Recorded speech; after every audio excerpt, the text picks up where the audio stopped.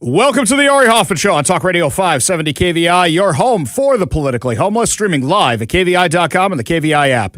If you want to be part of the most dangerous show on the airwaves, call or text the KVI studio line at 206-421-5757. That's 206-421-5757.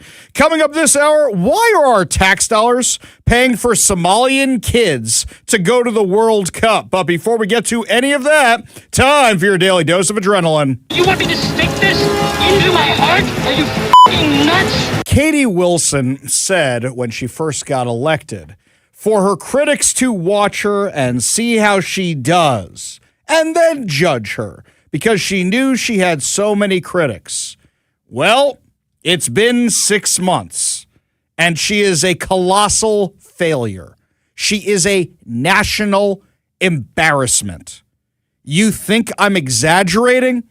Last night, she had another disastrous interview with a member of the media. I find it interesting.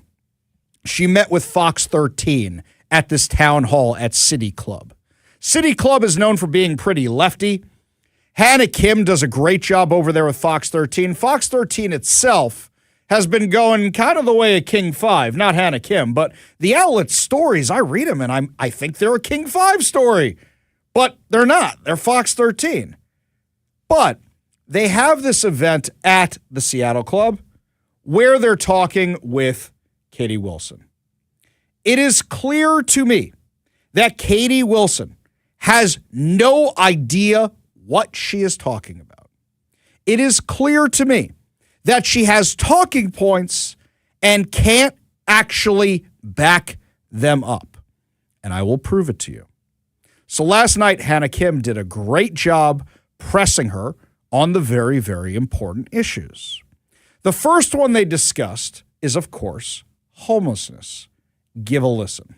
So LA mayoral candidate Spencer Pratt recently brought you up, specifically saying that the homeless crisis is in a big way fueled by drug addiction. He said, quote, "These people, when I unplug them and say we're not taking them our tax money anymore, they're all going to Seattle, where the mayor will welcome them." What is your response to Spencer Pratt, who, by the way, is looking like he's going to be in the runoff for LA mayor? Yeah, golly, was that a cheer? Stop right there. She can't even wrap her head around the fact that people are excited about Spencer Pratt here in Seattle. Was that a cheer? I can't believe that anyone's anyone's excited, period, about this moron. That's not what it is. She's got her hang-ups because she can't fathom how somebody could think this is a drug crisis. That's where she's coming from. Has nothing to do with Spencer Pratt whatsoever. Oh, she was probably a Hills fan. She knows what kind of a jerk he was. I doubt that. She doesn't seem like the type who even knows pop culture or normal culture or history or sociology or math or how to do a checkbook. Fair enough. Okay? Look how enough. she dresses. If she was into pop culture, she wouldn't be dressing that way. She'd have a theme to her outfit, not communist chic, which is how she dresses. So, what happens with regard to Katie Wilson? She's saying that this is more of a housing crisis, not a drug crisis. By the way, what's your response to Spencer Pratt? I mean, about the drug addiction. What do you have a response? Because he specifically brought you up. I think it's only fair that maybe you want to respond to that. Well, I'm not going to respond to him, but I will respond to you all. I think it's very clear when we look at the data, when we look at different cities around the country and kind of compare the scale of our homelessness issues, what is driving homelessness is housing costs. Stop.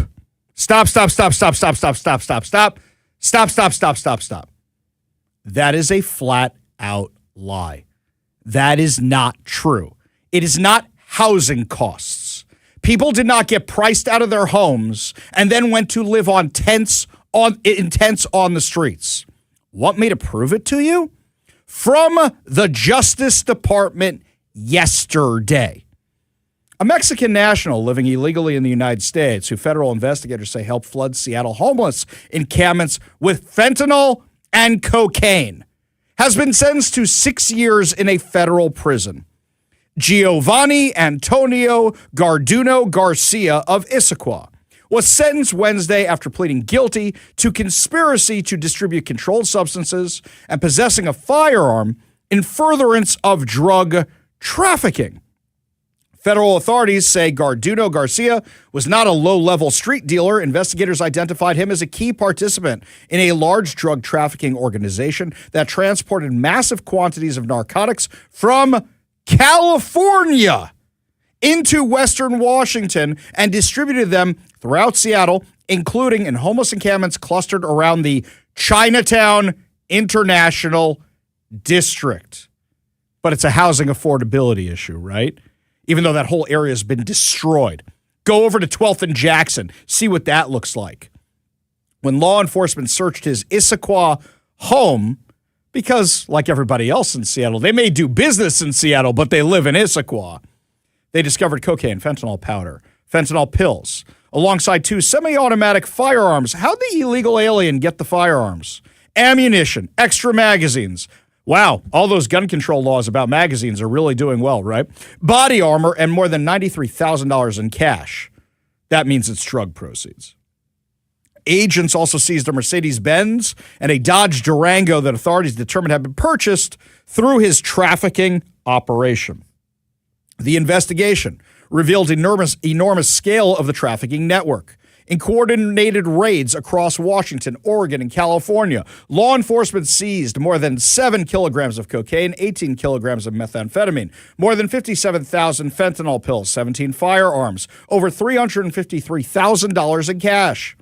Authorities say that during a single month of the investigation in March of 2025, agents intercepted roughly 100 pounds of methamphetamine, 111 kilograms of cocaine, 19 kilograms of fentanyl powder, 250,000 fentanyl pills, and 4 kilograms of heroin, with an estimated street value approaching $3 million.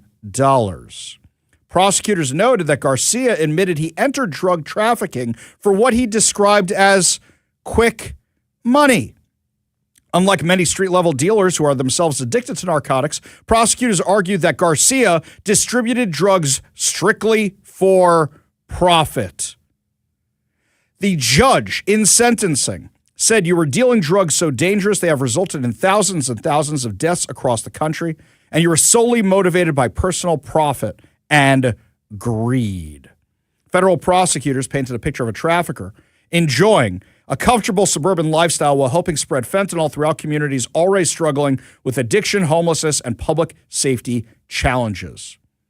First Assistant U.S. Attorney Neil Floyd said he lived in the Seattle suburbs with high-end cars, drugs, and $93,000 in cash stashed in his residence. He enjoyed the high life while spreading misery in the form of fentanyl and cocaine to those gripped by addiction.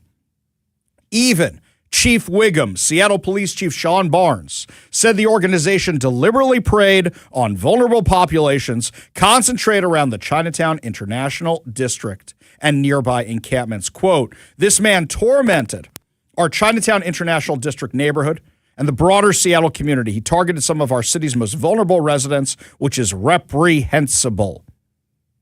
So you want to tell me again this isn't a drug crisis? You want to tell me again it's a housing affordability crisis? Spare me your nonsense. Let's listen to her explain this. There is a very, very clear correlation between housing costs and homelessness. Where? Can you prove it to me? No, seriously, prove it to me, because you know what normal people do? I can't afford to live in this town anymore, so I'm leaving. Like all the people leaving Washington. Or you know what? Ari Hoffman cannot afford to live in Bellevue. I can't afford to live in Medina. I can't afford to live in these places. I can't afford to live on Mercer Island. So I am in South Seattle, which itself is becoming unaffordable these days. But I bought a house there 22 years ago. Very, very cheap. Now, thank God I got it back then. You live where you can afford. You're not entitled to a Green Lake apartment. You are not entitled to a waterfront apartment because you came here with nothing. Katie Wilson showed up here with nothing because she thought Seattle sounds nice, and her parents paid for her entire life. Her socialist, communist, college professor parents, This is their worldview. Everybody's entitled to a Green Lake apartment. Everybody's entitled to an apartment overlooking the bay. Everybody's entitled to an apartment with a view of the Cascades or the Olympics. That's their view. And it's a taxpayer job to pay for it. In fact, it's the rich people's job to pay for it. That is her worldview. And that does not mean that drugs are not a factor. They absolutely are a factor, right? And especially people who have been homeless for a while, right, and struggling with substance use disorder, helping someone out of homeless is not as simple as putting a roof over their head. And that is... Whoa. You just disproved what you just said. Your whole idea is housing first. If we put a roof in their head, over their head, then we're going to solve the issue, right? Why, as we're doing our shelter acceleration, we are being incredibly intentional about pairing shelter with services, with case management, with drug treatment, with behavioral health services, with all of the support that someone might need to get onto a better path. That, in theory, sounds good. Put a pin in that for a second.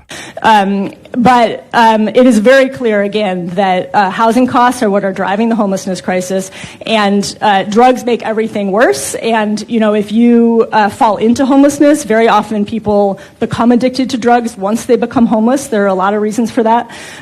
Or if they have, a light substance use disorder, that becomes a severe substance use disorder. So drugs are very entangled with the homelessness crisis, but the real driver is housing costs. Let me ask you this, though, because he does bring up a point worth debating at this point in the game, because we're hearing from people in the front lines about this issue.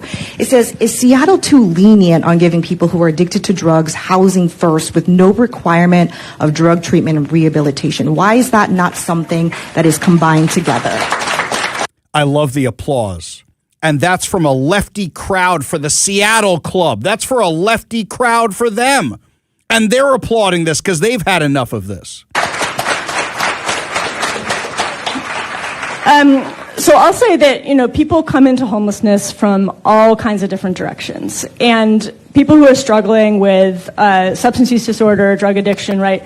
Like, everyone has their individual situation, and what works for one person doesn't always work for another. And that is part of why it's really important that we have a variety of shelter options and that we have a variety of, service models. And again, what works for one person doesn't. So she's admitted 3 times there that drugs are a factor.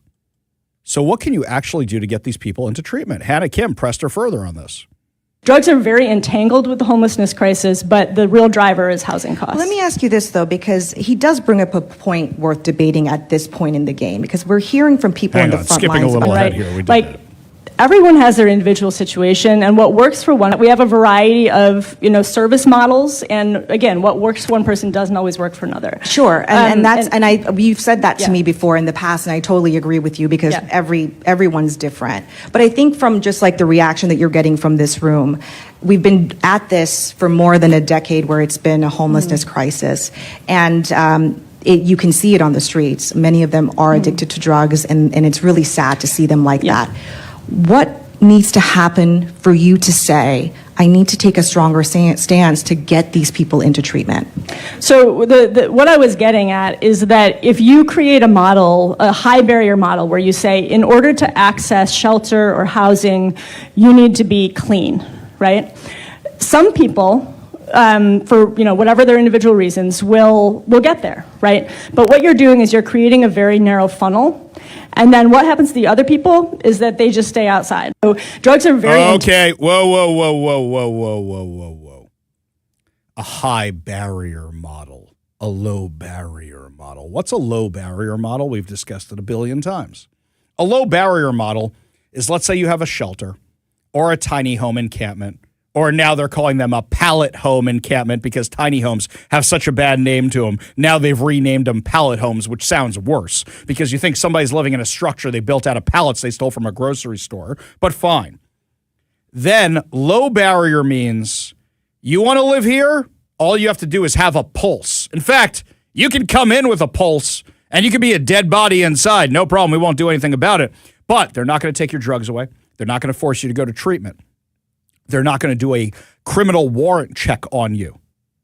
What she's saying by high barrier is she is refusing to make people living off the taxpayer dime in an apartment or in a hotel or in a shelter take any responsibility for their lives whatsoever by going to treatment or by answering for their crimes or by going to rehab. She refuses to do so. And because she is stuck on this, it's just a housing affordability issue. Look at the streets of Seattle. There's a video that somebody posted to TikTok that somebody sent me last night. It is the most Seattle video of Seattle being Seattle I have ever seen. In the video, and I think this is somebody who's just walking the streets, there is one of those zombies whose head is down, they're in a hooded sweatshirt staring at the ground. And I think this person was taking a video of the zombie who is just stuck there in the middle of the streets of Seattle. But then out of nowhere, from the side of the camera, somebody on an electric bike comes out of nowhere who looks like another homeless person and plows into a sign on the street and falls over flat on their back. The guy, who's clearly on fentanyl or some kind of drug, kind of looks over for a second, then looks back, goes back to staring at the ground. This person was probably just videoing the zombie. But then out of nowhere, this bicycle comes by, crashes into a sign, and falls to the ground. I watched it again in slow motion. The person was looking straight ahead and somehow didn't see the sign right in front of them. And this wasn't a thin little sign. This was a big sign for a business. Crashed right into it. You can see it over at the Hofffather over on X, Ari Hoffman Official on Facebook and Instagram, and the Ari Hoffman Show on YouTube. It's up there right now. You watch that video. That is Seattle on full display. Somebody on drugs standing there staring at the ground. I'm shocked they weren't bent in half. Somebody else who's probably on drugs, on a bicycle, crashing into a sign because they're so high they didn't even realize it was in front of them. This is a drug crisis on our streets. And by continuing to falsely claim that this is a housing first issue, it will never get solved. One of the reasons the Department of Housing and Urban Development dumped the housing first model is because it does not work. The Biden administration doubled down on it, and it was a colossal failure, even more so than it was beforehand. Now the Trump administration says we're not giving you money for these failed programs anymore because in your tiny home villages, you have tiny homes that are dedicated to getting high, to smoking fentanyl, to injecting heroin, under the supervision of somebody who has no medical training paid for by your taxpayer dollars inside those encampments.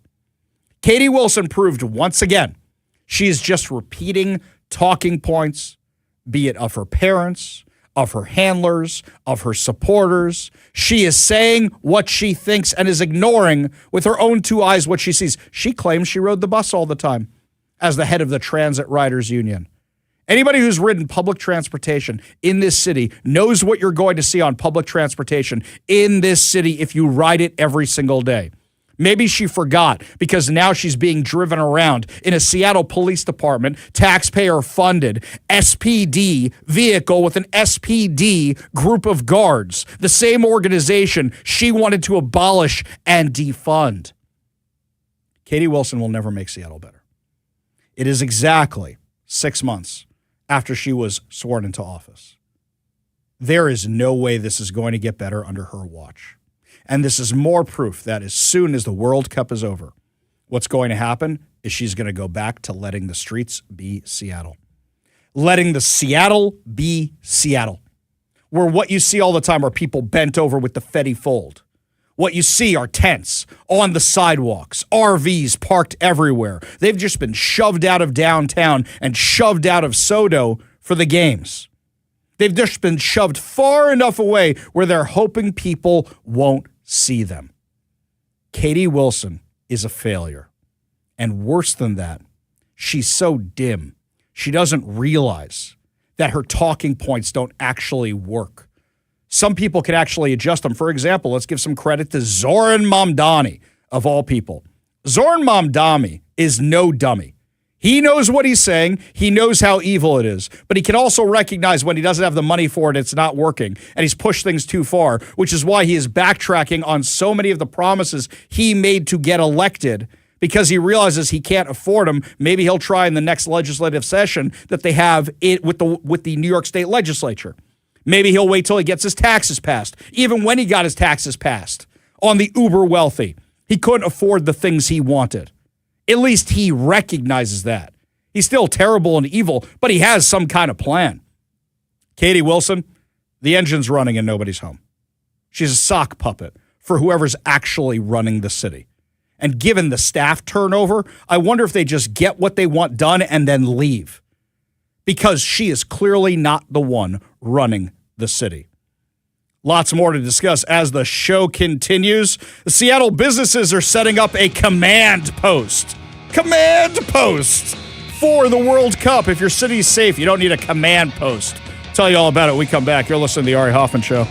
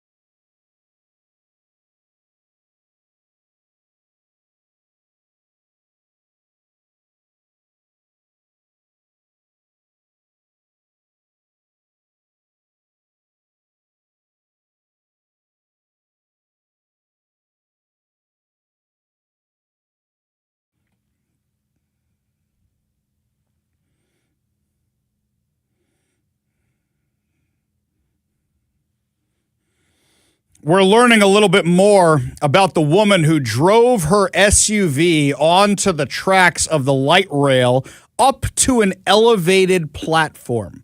She's claiming the GPS told her to do it. That's the claim. We have obtained exclusive audio from inside her vehicle of what was going on while she was driving and following the GPS. Proceed straight. Well, we're 0 for 6. Last chance is the Elmhurst Country Club. Other side of the lake on the southeast side. I don't get it. I really don't get it. I thought this would work. Threw everything I had at that guy, nothing. That's how it goes sometimes, you know? You lose everything, and everything falls apart, and eventually you die and no one remembers you. That is a very good point, Dwight. Make a right turn. Wait. No. It means bear right. No, up there. It said right. It said take a right. No, look. It means go up to the right, bear right, over the bridge, and hook up with 307. Make a right Maybe it's turn. a shortcut, Dwight. It said go to the right. It can't mean that. There's a lake there. I think it knows where it is going. This is the machine knows. This is the lake. Stop yelling at me. No, it's Stop up yelling. there. There's no road here. Remain calm. I have trained for this. Okay. Exit the window.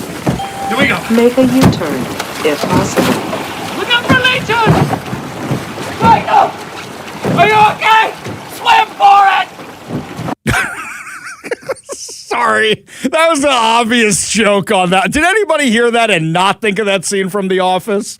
Come on, everybody. You know, I think that was the first thing my wife said to me when she said, wait, she was following the GPS like into a lake or something? Like in The Office? Come on, we all thought of that, right? All right. Anyway, getting back to more serious stuff here.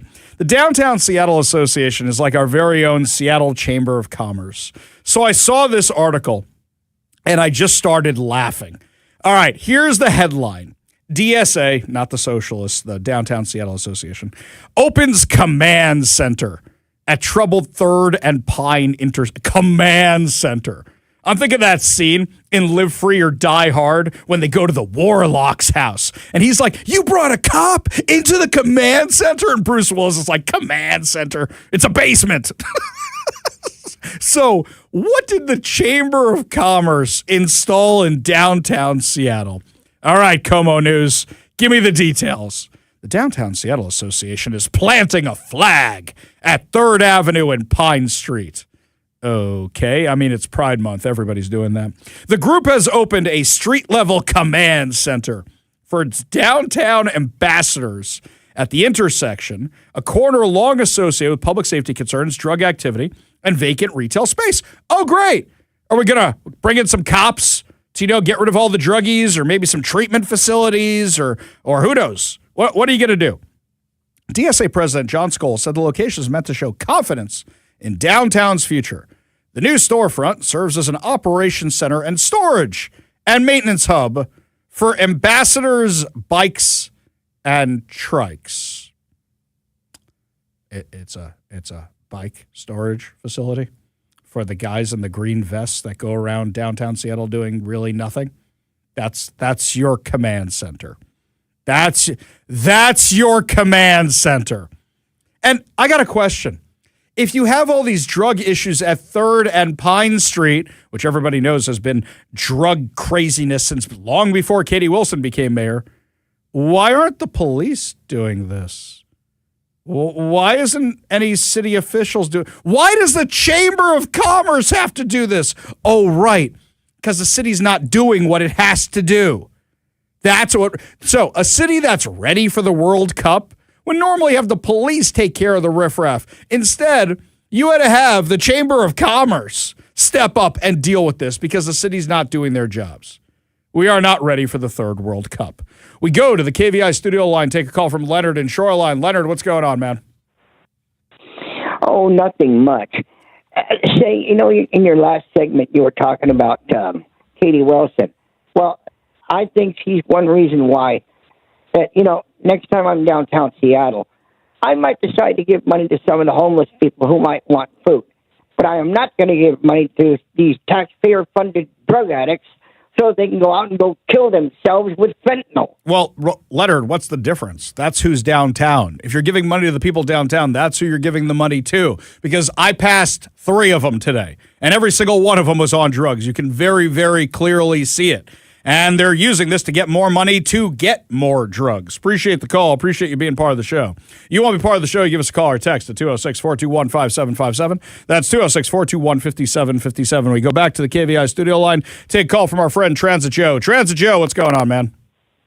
A lot of things. And first, before we get to why I'm unhappy with Katie Wilson, I can assure you I rode Link the other day to beautiful Redmond, and I even tried to get some drone pictures, and there were no drugs, no issues, and perfectly safe. And there were even cops in Seattle checking on the light rail. Wait, hang on. There are actually cops checking on the light rail. Maybe by having the cops on the light rail finally, it's safe.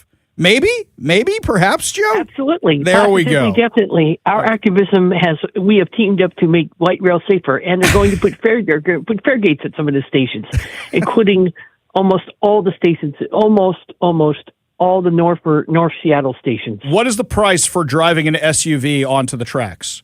Are there going to be fare gates for those? No.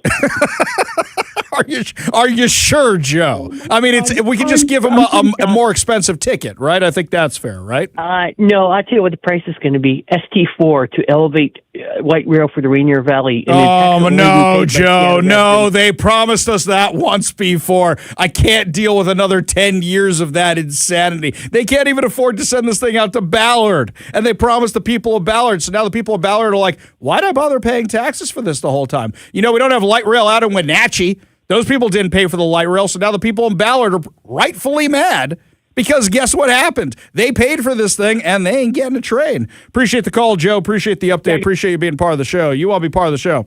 You give us a call or a text at 206-421-5757. That's 206-421-5757. Up next, why are we paying for Somalians to go to the World Cup? I kid you not. We're actually spending taxpayer money on this. Give you all details when we come back. You're listening to the Ari Hoffman Show on Talk Radio 570 KVI.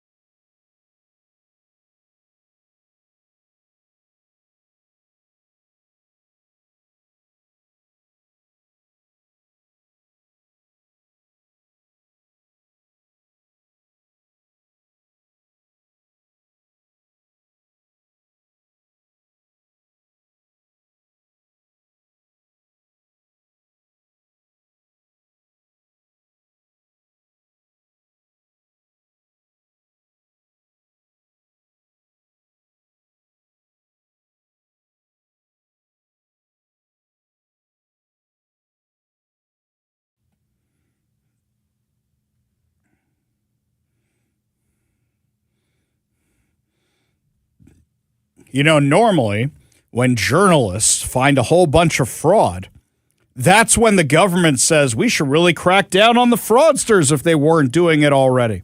So what happens? You had Nick Shirley, you had the Daily Wire, you had a bunch of independent journalists revealing fraud. It's here in California, it's in Minneapolis, it's in the bigger, greater state of Minnesota, it's in Ohio. So the Trump administration has a new task force run by J.D. Vance going after all the fraud. And today they put out a list of the top 10 most wanted fraudsters and the billions of dollars these guys have stolen, guys and gals, across the country. They're not all Somalian. You look at them, it's a real color wheel of who's involved, who's not. There's white people, there's black people, there's brown people. It's just who's committing fraud. Let's arrest them. This is what the Trump administration announced today. Trump administration is going to take seriously the obligation that you have an effective Medicaid fraud control unit in your state. Everyone is on notice, and today Hawaii is being decertified for its abject failure to enforce state and federal law to prohibit fraud in Hawaii. And the reason this is important is because one of the requirements for getting Medicaid money for your state is to have an effective Medicaid fraud control unit. And if you don't have one, it can jeopardize the state's access to Medicaid money generally. So when are you guys coming out here? When are you coming out here? I'm excited. We have found multiple instances of Medicaid fraud. In fact, the Washington State Auditor has found it. In fact, multiple departments have found it. In fact, we found out that the Department of Corrections is using Medicaid money to pay for trans surgeries for convicted felons. So let's go to Washington, right? No, that's not how we do things. That's not how we do things. It's like the Black Panther in that Marvel movie. No, we don't do that here. we don't look into the fraud here. That is not something we do. Instead, we reward the fraud here in Washington.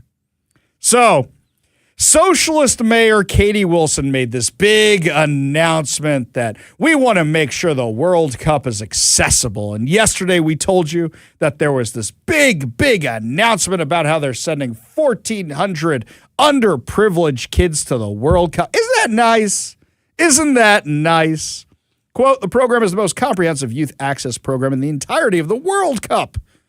The program also includes food vouchers. 25% of participants will receive transportation based on their location. King County Metro said it would provide transportation to and from the games. Okay. Well, who's going to be giving out the tickets? The Somali Health Board. I'm sorry. Excuse me, what? The Somali Health Board? Who is the Somali Health Board? Why do you need a Somali Health Board? Why do you need a health board independent from the Washington State Board of Health? Why do you need Department of Health? Why do you need something different? Do we have a Jewish health board? Did I miss that somewhere? Do we have a Republican health board? Do we have a Hispanic health board? We probably have one of those. Who knows? But why do we have a Somali health board? So yesterday I told you about this, and I did a little digging overnight. So first, I reached out to King County.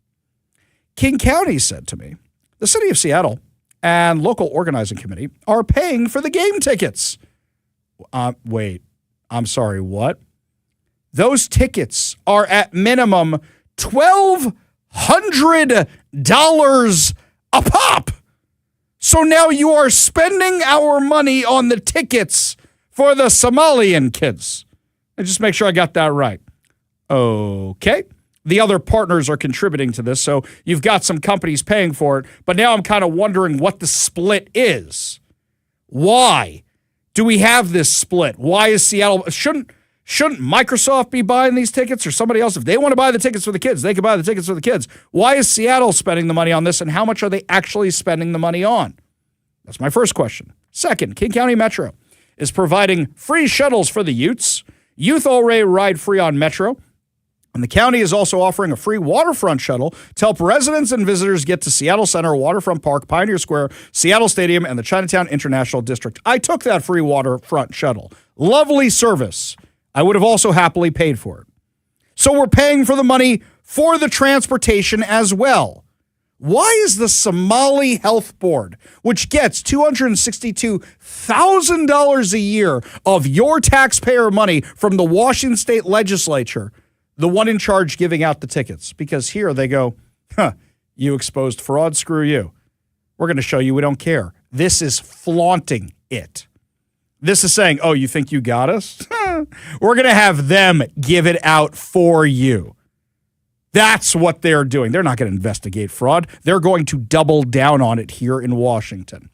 Well, when I got some of these emails back last night, I got really, really mad. So I sent a few of these reports out to a few people in the administration, and we'll see what comes of that. We go to the KVI studio line, take a call from John in Redmond. John, what's going on, man?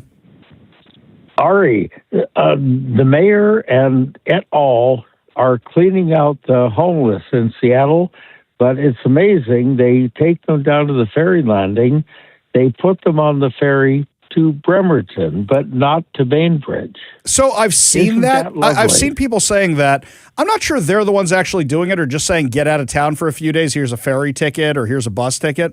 Because I'm seeing the homeless every time I'm driving here. I'm driving in from the suburbs and I come to downtown. They're all over the place in the suburbs. So it's not like they're clearing them out of our area and sending them all out to Bremerton. I'm not saying they're not sending them to Bremerton. But I'm saying is that there just seems to be pushing them a few blocks away. That's it.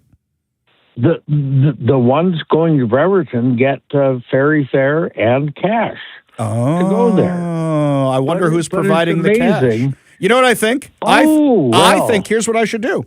I think I should file a public disclosure request for how much money the city of Seattle spent on ferry tickets this year. Don't you? That would be that would be a start. but it's amazing that they are not sending them to Bainbridge. It's a mystery. Bainbridge would say, welcome. Now, stand in line and get back on the ferry. Well, also, doesn't Inslee live out there somewhere?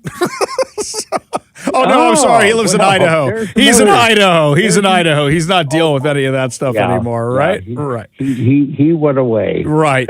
This one here on the from the 206 on the text line. John, tell me what you think of this. How many of those tickets for the kids will be sold by the kids' parents on the internet? None. No, the World Cup tickets. They'll sell them for big bucks. That's what I think is going to happen, right, John? For those people, it'll be public money that goes for them. If there's a bunch of tickets for the World Cup suddenly popping up online, but they're one ticket, just one ticket, you know where they came from. John, appreciate the call. Appreciate you being part of the show. You want to be part of the show, you give us a call or a text at 206-421-5757. That's 206-421-5757. Up next, more of your calls, more of your texts. Plus, polls show Americans have had enough with the pride insanity. We'll tell you what's going on when we come back. You're listening to the Ari Hoffman Show on Talk Radio 570 KVI.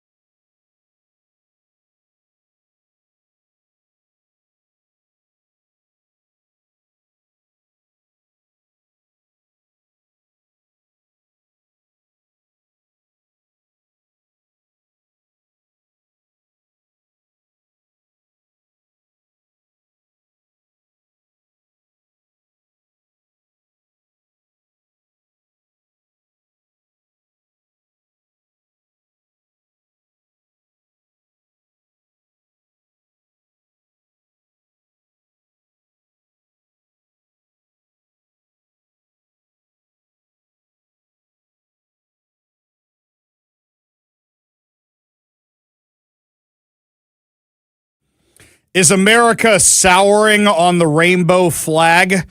A new Gallup poll says that people are kind of tired of all this nonsense and that the issue has kind of plateaued and then started going down. The survey from Gallup, which is definitely not in my little black book of the right-wing media conspiracy, finds that while a majority of Americans, 65%, still support legal same-sex marriage, that figure has dropped 6 percentage points from its peak in 2022 and 2023. Meanwhile, moral acceptance of gay and lesbian relationships has dipped to 62%, which Gallup says is its lowest point since 2016. Public acceptance of gender transition has experienced an even steeper decline over the last 5 years. Only 38% of Americans believe changing one's gender is morally acceptable, down 8 points since 2021, while 57% majority view it as morally wrong. According to Gallup, the shift is mostly Republicans and independents. Democrats haven't really changed their mind that much. This is the kind of stuff where this is because of what everybody is seeing all the time. Like, for example, that video I shared the other day, which somebody sent me from Bellingham High School, where they had a youth pride event out there over the weekend. And they brought in a bunch of drag burlesque or strippers to be out there. It's one thing to dress in drag, but as I said, everybody thinks it's like the birdcage who thinks about these things. So why does it always turn into a strip show? That's the thing that bothers a lot of people. Some people go, okay, drag shows, they're funny and they're entertaining and they crack you up and whatever. And I think of it like Nathan Lane or Gene Hackman in The Birdcage. But then when it starts turning into a strip show, you say, why should a kid be at a strip show? This was open to kids of all ages. You see little kids sitting there in the front row. By that logic, what we should do is bring in strippers from Dreamgirls or Showgirls or Deja Vu or any of the other places you drive by here in Seattle and just bring them to Bellingham High School and let them perform for the kiddies, right? Can we do that? I actually reached out to Bellingham, to the school district, to find out in Whatcom County what their standards are for such a thing. And they sent me their facility rental agreement. And they say they are open to a broad range of this. They say that basically if I want to do this, I can do this. I can do this. So they say that they have different categories of who can rent these things. Let's see who we got here. Category 0 is district, school or affiliated groups, PTA, etc. Sure. Category 1, youth groups. Sure. Category 2, adult groups. Okay. So it's an adult show, adult groups. We could do the strip show at Bellingham High School. You think if we started playing Pour Some Sugar on It and then brought out the strippers, that people would think that was twisted? Yeah, I think so. Why are we exposing the kids to that stuff? This is what they're doing. I did hear back from the district on a few more issues. They said that our school buildings and fields, our community resources, are available for rent by a wide range of community organizations and nonprofits. Okay, so we need a nonprofit for strippers. That's what we need to do to make this thing actually happen. Because Whatcom Youth Pride, that's how they were able to do it. Okay, who's going to help me set up a 501c3? Test the theory and see what happens. We got a whole lot more to discuss as the show continues. Up next, looks like Katie Wilson's socialist base is turning on her after her new tax proposal. I'll tell you what it is when we come back. You're listening to The Ari Hoffman Show on Talk Radio 570 KVI.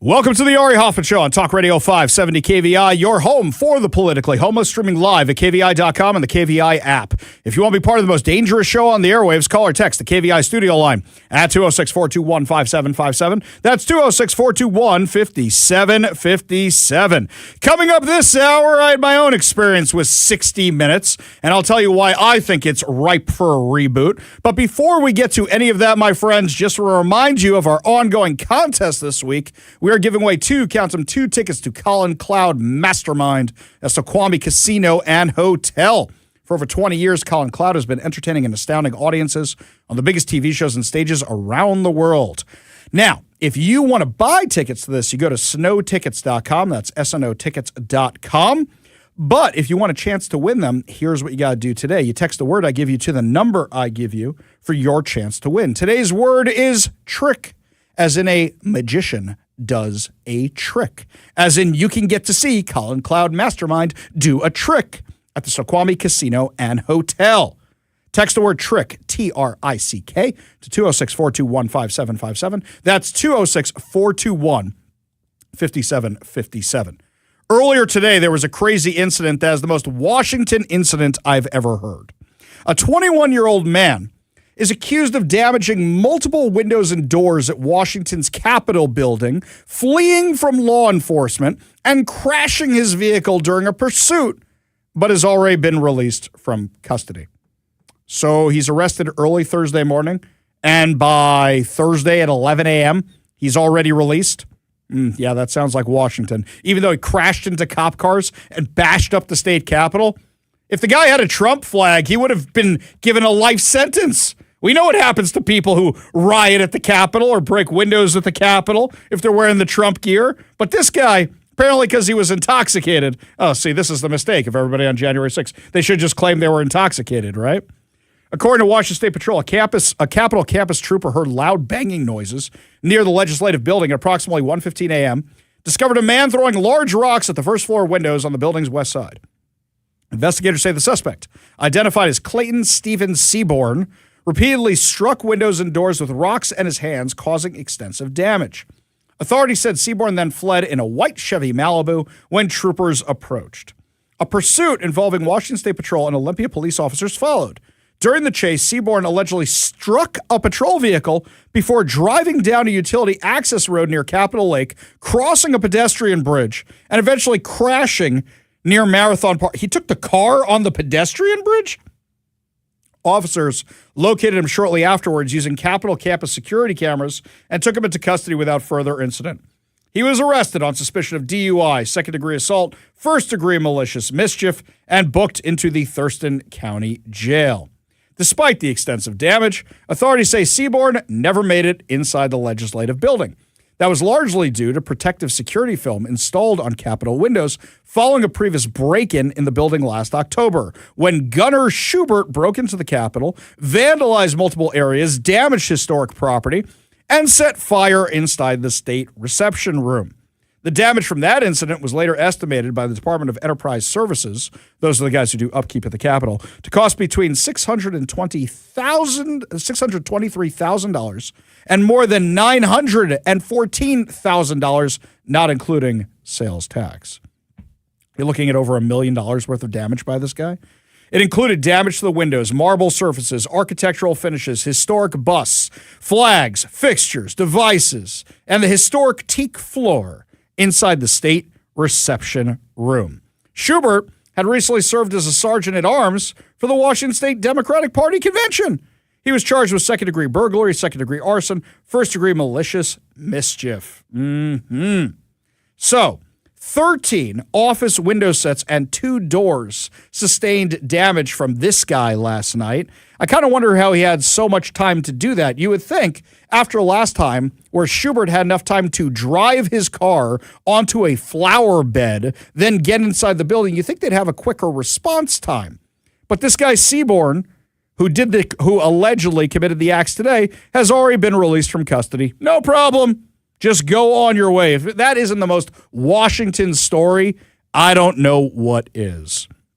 If you're tired of this not enforcing the law, my friends, Well, it's interesting because we're not the only ones who are tired of politicians promising the streets are going to be safer and then nothing happens.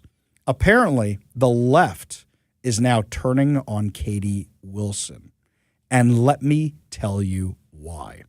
She is proposing a major expansion of the city's transit tax, asking voters to double the sales tax, currently funding Seattle's transit measure to pay for more bus service, additional free transit passes, and continued support for sound transit expansion projects.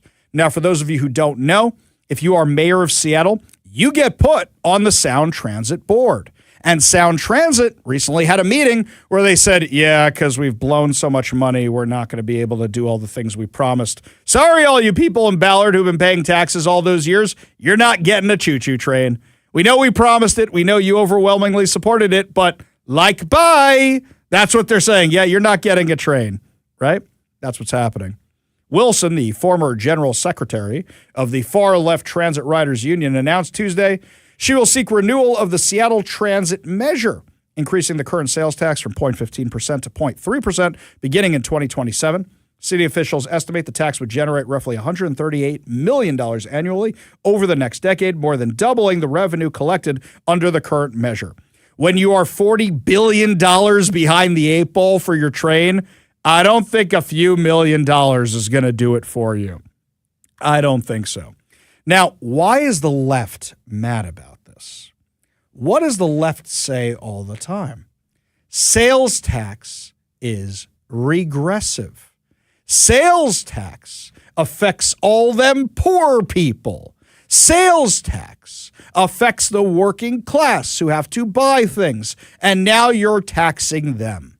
What do they say? Tax the rich, which is how you get the millionaire's tax. If you want proof that the Democrats are lying when they say if they get the millionaire's tax, they're going to roll back other taxes, this is how you know they're lying. By the way, there are signature gatherers. Our friend Mother Teresa, the signature gatherer, is out at the Gig Harbor Farmers Market collecting signatures today to repeal the income tax. She's there until 6 p.m. at the Gig Harbor Farmers Market. So if you're out there, if you're going out there today, tell Mother Teresa that Ari Hoffman says hi and sign the repeal of the income tax. You can also give her your signature sheets to repeal the income tax if you have some that you have collected. So if you're out in the Gig Harbor area, you can do that today. But if you want proof that no amount of money will ever be enough, that there's no such thing as a fair share, that's what Katie Wilson is doing by saying she wants to raise the sales tax to pay for transit projects. This is the same lady who just authorized a new bus lane for the bus that she takes. So when she's no longer mayor, after making $300,000 a year for 4 years, assuming she knows what she's doing in the slightest, I think she'll be able to afford a car, but somebody who's never been driving before probably shouldn't be on the roads. So is she going to continue taking the buses after that?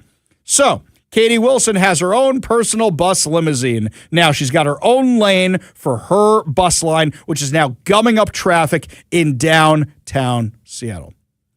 Now, what's fascinating about this is when the left eats itself, it's delicious. The name Hannah Krieg might ring a bell for you. Hannah Krieg used to work for The Stranger.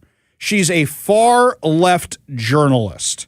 Her and I do not agree on anything. This is one who was on the freeways, allegedly, with the Hamas supporters who are holding up traffic when they blocked I-5 going through downtown on January 6, 2024. She's at every riot. She used to work for The Stranger. She doesn't work for The Stranger anymore. She was suspended, I believe. Well, there were theories about why, but she and her buddy Ashley Nerbovig were both making fun of the Trump assassination attempt in Butler, Pennsylvania. Then there were allegations they didn't reveal stuff they knew going on at The Stranger, whatever the case may be. Now she has her own blog called The Burner, which basically they supported Katie Wilson the whole time she was running for office as, yes, we finally have a true communist. We finally have a true progressive who's going to be mayor of Seattle.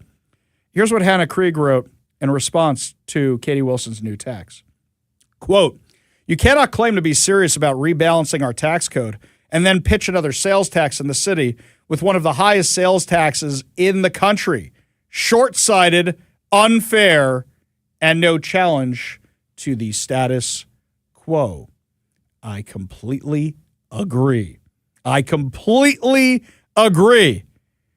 Our friend Viet Nguyen, who we had on the show last week, said, "Dang, Mayor of Seattle, you lost the narrative when you even got Hannah Krieg calling you out for suggesting raising the sales tax for a city with one of the highest sales taxes in the entire country. Get it together, Katie." Yes, everybody is right in this case. And they also illustrate the points I make all the time, which is they are never going to be satisfied with the amount of money they have. Hannah Krieg just wants you to tax the rich even more. By the way, if you haven't ordered your signature sheets from Let's Go Washington to repeal the income tax, go to letsgowashington.com right now and do so. But no amount of money will ever be enough for them. Ever, ever, ever, ever, ever. Want me to prove it? So Katie Wilson's proposal comes just days after the Sound Transit Board approved a revised 25-year expansion plan designed to address a projected $34.5 billion shortfall. While the board voted to keep major projects moving forward, including the light rail extension to West Seattle, Everett, and Tacoma, it delayed full completion of long-promised Ballard extension and left several voter-approved projects underfunded pending future revenue. So you're going to get a few $100 million here, a few $100 million there. That's not going to pay for your choo-choo train. It's just not. You know why? A relative of mine, who shall remain nameless and what the relation is, told me today that for a while, Ari, you're crazy. How can you not pay your car tabs? How can you not pay your car tabs? But the other day they were looking around and they saw multiple vehicles have not paid their car tabs. And they said, why am I still paying my car tabs? Especially when they just said, we're not getting the train stuff they said we were going to get. And that's what the crazy amount of money from the car tabs is supposed to be going towards. So this person reached their Laffer curve. What's the Laffer curve? The idea in tax philosophy where when you get to a point, you're going to get less money because less people are paying the taxes because they can't afford to or they won't. It's our very own Washington Tea Party. That's what this rebellion over the car tabs really is. Do you remember last year, the Washington State Legislature was considering a bill to impound your car if you didn't pay your car tabs? And I remember interviewing the senator at the time who was proposing this, saying, have you thought about just lowering the car tabs? Have you thought about maybe just doing that? Well, no. I mean, you have to take that up with King County. And there's the problem. You have found the only system in a world where a car appreciates in value. To pay for a train that won't get finished in my lifetime. That they said, oh, we're going to do West Seattle, but they haven't even finished fully designing it yet. This money doesn't get the train to West Seattle. They don't have the money to do it. And you've been taxing all these people for a train that they may not ever see. That their kids may never see, that their kids may never see. So people have just had enough. They've had enough. And in fact, even if those 600,000 vehicles in Washington, they estimate, actually paid their car tabs, you're still looking at $25 million. That is not $34 billion. They don't have enough money for their train because they're always behind schedule and they're always over budget. And as prices continue, as inflation continues, it's only going to get more expensive. And they keep hiring these guys. One of our listeners suggested I file a public disclosure request for Sound Transit for all the change orders. All the things they've had to change in the construction so far because of bad planning. How many billions of dollars do you think that will end up being? My guess is it will be massive. Absolutely massive. Because they just love to blow money. Just absolutely love it. This one here from Gino. Gino says on the text line, Ari, they only sent me one petition. Oh, you mean Let's Go Washington. So I went to FedEx, had 10 copied. 10 copied. So he wants to know if it doesn't have the George Washington watermark in the upper right corner, is that still acceptable by the Washington Secretary of State? Gino, I have to check that out and let you know. Why, they couldn't fit it all on the piece of paper? I really don't know. I will have to check for you, Gino. I don't know that for sure. I will check with them. I'll try and get back to you tomorrow and let you know. I will look into that, by the way. But a lot of you are turning them in. We found out that Let's Go Washington got another massive drop of these signatures. They are well on their way. They may have the amount they need with your help by the end of next week if they keep going at the rate they're going, which is phenomenal. So go to letsgowashington.com, get those sheets, send them back, or head on out to the Gig Harbor Farmers Market today. See our friendly neighborhood signature gatherer, Mother Teresa. Tell her Ari sent you, and fill them out there or drop off your already completed forms. And like I keep saying, when you request them, if you only get one in the mail, then get as many signatures as you can on it and send it back. If you have more than one sheet, which you can get a packet of these things, make sure you and the people in your house sign it, send it back right away, then go collect the rest. I've got signatures scattered on multiple sheets. I really have to bring all them in. But the longer they have to spend on signature gatherers, everything else, that's money they don't have for the campaign to actually pass this thing on the ballot. So get those things in as much as possible. Because even if the Democrats had all the money in the world, what are they going to be spending it on? Yesterday, I got a ton of texts, I got a ton of emails after the show saying, Ari, did you say that our money is going to trans surgeries for inmates and that the number has gone up over the past 3 years? And I said, yes, I did. The number of Washington inmates receiving gender-affirming treatment, as they call it, has nearly doubled in just 3 years. This is what they are spending your tax money on. According to documents we got from the Department of Corrections, they are spending $5 million on this since 2019. And then when I did this story yesterday, I had a few people reach out to me. And they said, Ari, it's not just $5 million. If you do a PDR for this, and this, you're going to find out it's probably closer to $8 to $9 million. So if you don't want your money going to dumb things like this, you got to repeal the income tax. That's what we got to do.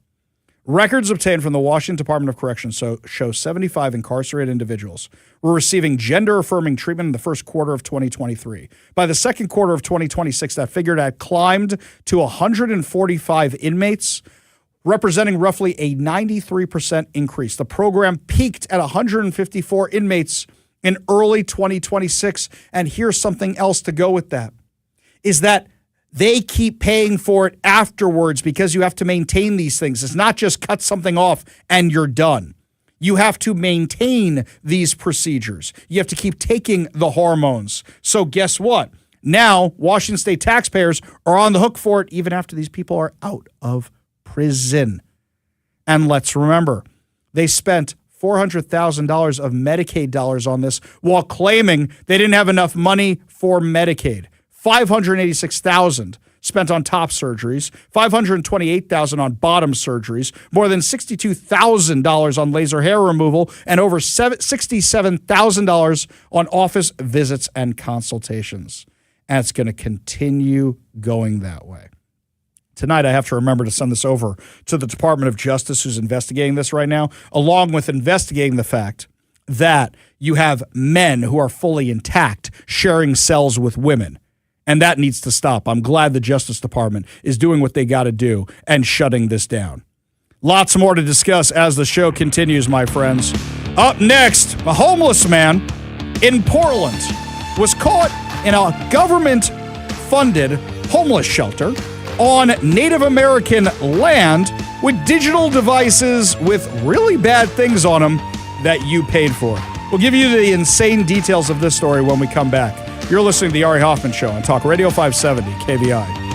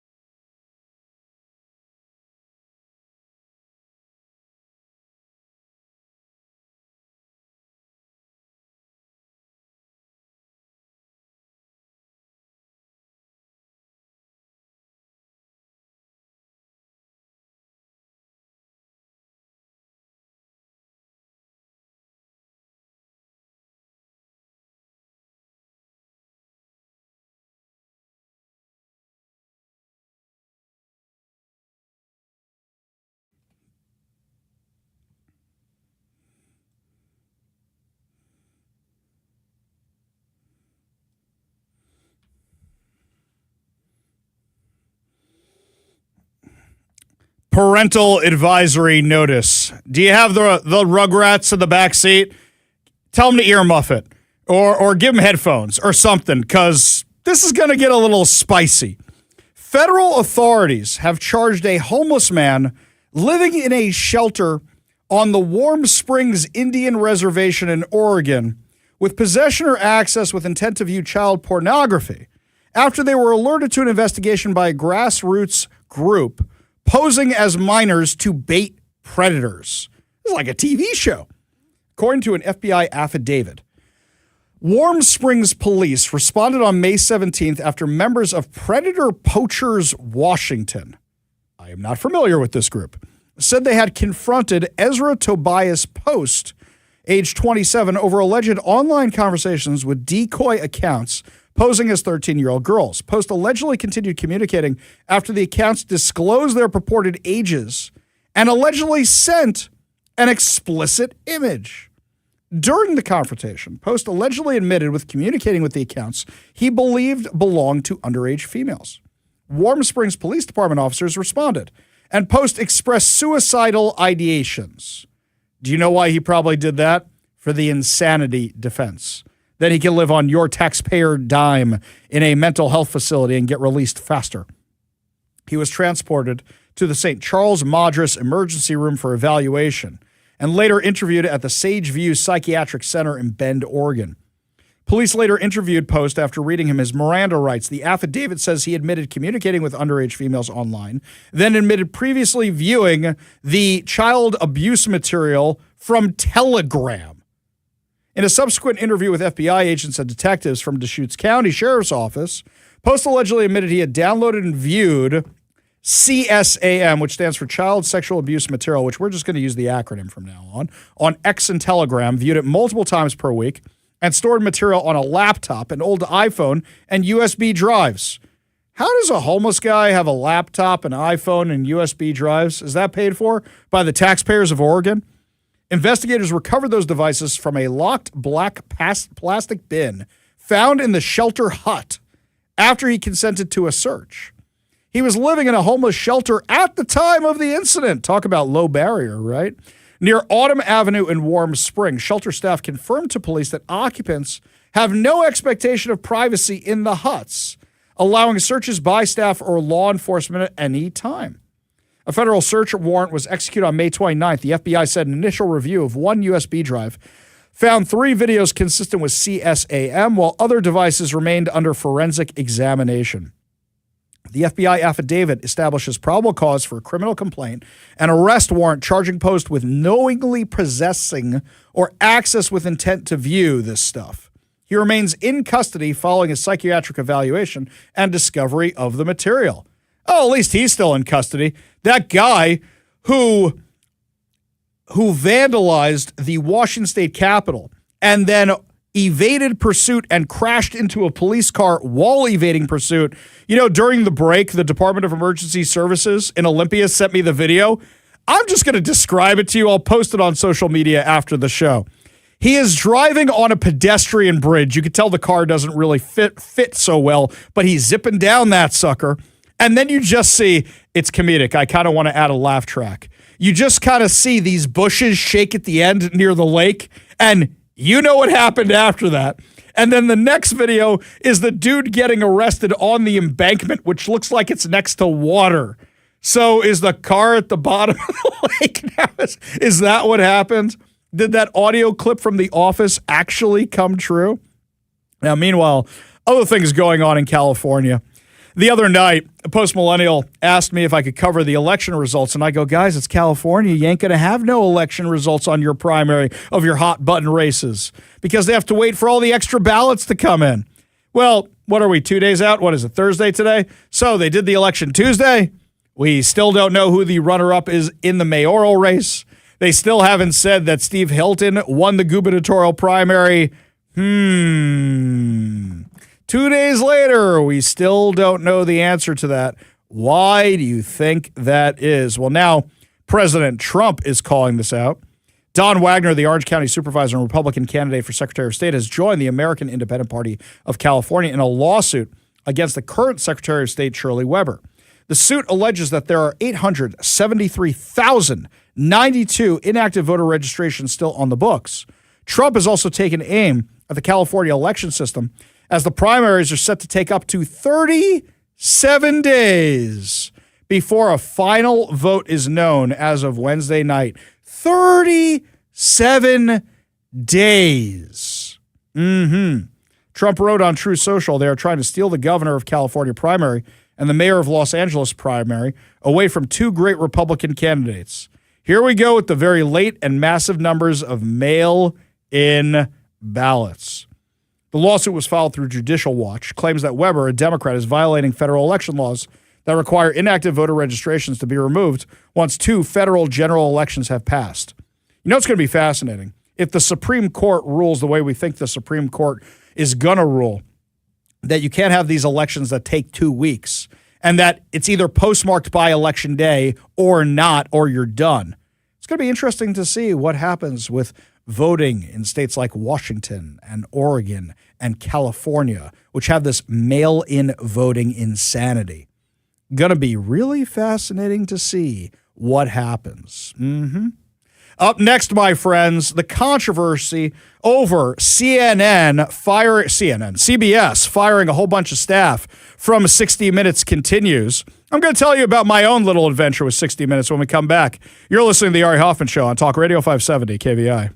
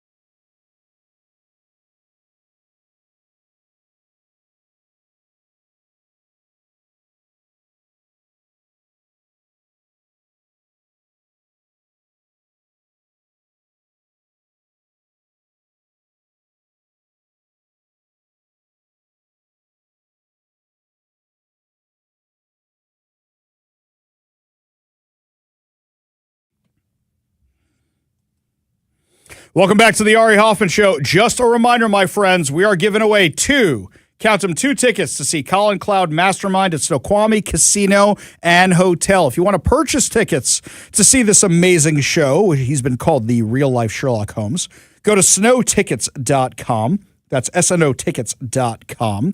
But if you want your chance to win them, text the word TRICK, T-R-I-C-K, as in a magician does a trick.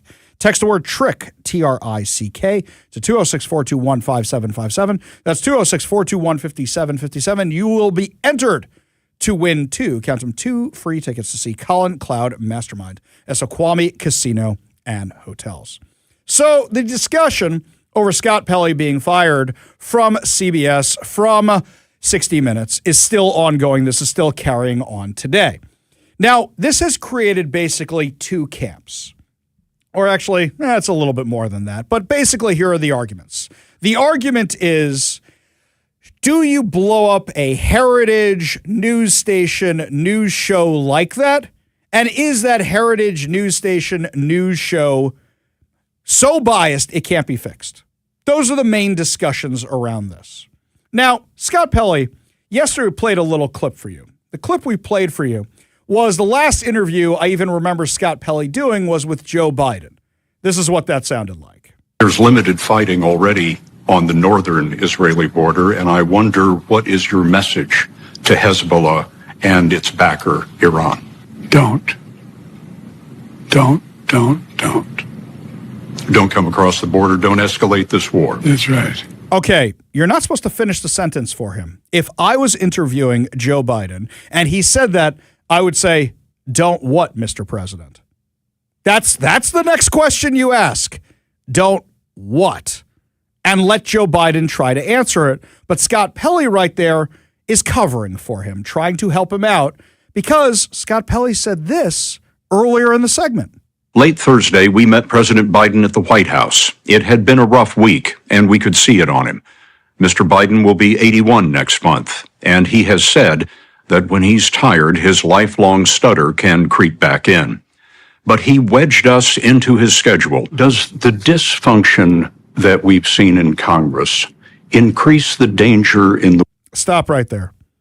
You want to talk about how he looked tired? Yeah, but why are you making excuses for him? Because you're covering up for the fact that he can't answer a question. I'm sure President Trump gets tired too, and yet he does more interviews than any president ever in all time. And he's answering every question, and he's answering them thoughtfully, and he's answering them with details, and he's recalling facts. Joe Biden couldn't do any of that. None of that. So you want to discuss 60 Minutes being biased? Yeah, there's some issues with 60 Minutes being biased. But I remember what happened when they came to Seattle in 2019. In 2019, there were not as many people covering the chaos in Seattle as there are right now. I was one of them. And I had been on Fox News all the time. I had been on lots of national outlets talking about it. I think I'd written a few op-eds at that point. So 60 Minutes gave me a call. And they said they want to come out to Seattle. Now me, who's mostly been in conservative media at that point, goes, 60 Minutes? Holy cow! I used to watch that show with my mom. This is a huge deal. 60 Minutes is coming out. And I wasn't fully conservative then the way I am now. And I'm like, yeah, let's see how the sauce... I'm going to show them everything. So what happens is they send out scouts. They send out a couple of producers before to get all the information. So that way, when Anderson Cooper's coming to town. Oh, and Ari, we don't have a place to record, so do you mind if we do it in your kitchen? Anderson Cooper's going to be in my kitchen. My wife was ecstatic, right? I said, absolutely, whatever you guys need. No problem. So what happens? The CBS 60 Minutes crew comes out to Seattle. And they come to my office, and they said, where do you think we should go to shoot? I said, better than that, I will take you. So me and a producer and a cameraman got into my big truck that I had back then, and I drove them over to the Starbucks corporate headquarters. You know, one day it's going to be what was formerly the Starbucks corporate headquarters, but I drove them over there because on Utah Avenue, behind Starbucks at the time, and there still is, was a massive homeless encampment. And we just drove down Utah Avenue. And what I told them beforehand was, I said, I know how they work. I know they're still in the left-leaning world, but I said, they're going to probably want to do one of those establishing shots where they show Starbucks. And you would be like, this is where we have the massive coffee company, which makes all this money, but look at the squalor behind it. See, I'm thinking how 60 Minutes thinks. I'm like, this is how we do it, right? This is how you get the liberal media to show what I want them to show. I showed them where to do the establishment. Like, they were taking all the video. Barry Weiss, if you're listening, I really want all this video. So what happens? We go behind Starbucks. We go to Utah Avenue. And as we're driving down, tents on both sides of the street, zombies walking around the way it looks. You know the way it looks. And this one woman comes over, and I roll down the window. And this woman staggers on over the car. Yo, man, can I have $1? And I said, now I think about, Kevin's going to laugh. Now I think about how this sounded. I said, I'll give you $10 for 10 minutes of your time. And I realize what that now sounds like saying that, right? That is not what I meant, okay? But I had the two 60 Minutes people with me. That is not what I meant. But I pull out yo, man, yeah, no problem. She probably thought something else was about to happen, okay? But anyway, give her the money. And I said, you mind if we ask you a few questions? And she says, sure. And I said, are you originally from Seattle? No, man, East Coast. East Coast. She's white, by the way. East Coast. And I go, what are you doing here? And she says, they'll give you whatever you want here, man. Look, they gave me a phone, and they gave me all this. They gave me the needles. They gave me this. They gave me everything. And they don't hassle you here, bro. They don't hassle you here. You can do whatever you want, and they give you food. That's all on video, the 60 Minutes.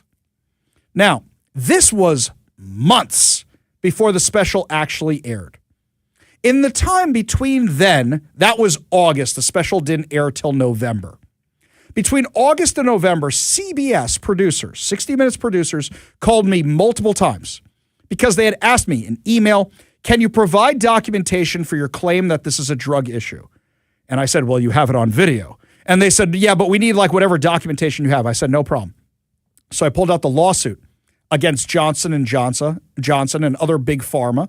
I pulled out these lawsuits that King County and Seattle and Washington State had all filed, claiming that on the streets, the majority of people who are on the streets, it was a drug issue.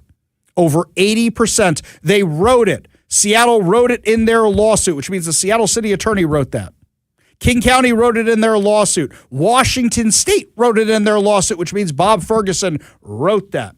Meanwhile, they're claiming it's a housing crisis. But in the lawsuits to try and get money out of Big Pharma, they're admitting what we all know is actually happening on the streets. They're actually admitting this.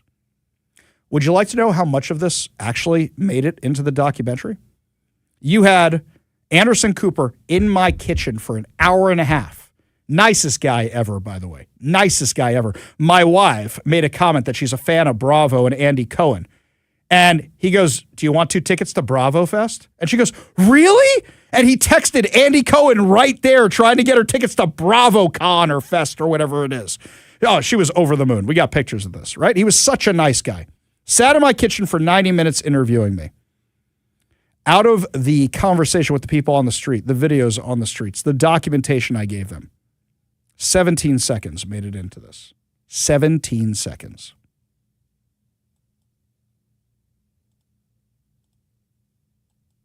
Ari Hoffman is a Seattle businessman and a former candidate for city council. When you're coming to coach baseball like I do, and you have to clean needles off the fields. You actually have to clean needles off? Oh, sure. And there's sometimes people sleeping in the dugouts. What do you think is to blame for it? We need to stop talking about it like it's a housing affordability issue and start talking about it like it's a drug problem. Yep, I stand by every single word. You know what they brought on after me? After me, they brought on this dude who claimed he's a college professor. And he claimed it's all about affordability, that he's been studying homelessness for 30 years, and it's all about affordability. This was the narrative CBS put out there. In June, President Trump signed an executive order creating a council to come up with ways to cut down on regulations that make it expensive to build affordable housing. But the federal government has not allocated enough housing money to keep up with the crisis. Amazon and its founder Jeff Bezos have committed more than $300 million to help the homeless in Seattle and other parts of the country. Apple has pledged $2.5 billion in California. But Professor Dennis Culhane says private donations will only go so far. $1 billion sounds like a lot, but to solve the housing affordability gap is about a $30 billion requirement, and that's every year. Just for housing subsidies. Just for housing subsidies. But I should note that we spend about $12 billion a year just on the emergency shelter system, okay, which isn't solving people's homelessness. And even with that expenditure, a third of the people still have no place to sleep. The total number of homeless people in Seattle and King County went down by 8% this year, according to the city. But there are still more than 5,000 people unsheltered in one of the wealthiest metropolitan areas in the country. 5,000. 5,000 in 2019. What are we up to now? 10, 15? And they claimed it went down? Those are the numbers they aired on CBS. Those are the numbers they aired on 60 Minutes, but they didn't actually air any of the stuff we gave them. There is a bias at CBS. There is a bias at 60 Minutes. The question is, was this the way to fix it? I want to know what you think. Give us a call or a text at 206-421-5757. That's 206-421-5757. Up next, my friend, Zoran Mamdani is doing whatever he can to use the NBA Finals, which are a bastion of capitalism, to push communism. We'll tell you about the insane commercial he ran during the finals last night when we come back. You're listening to the Ari Hoffman Show on Talk Radio 570 KVI.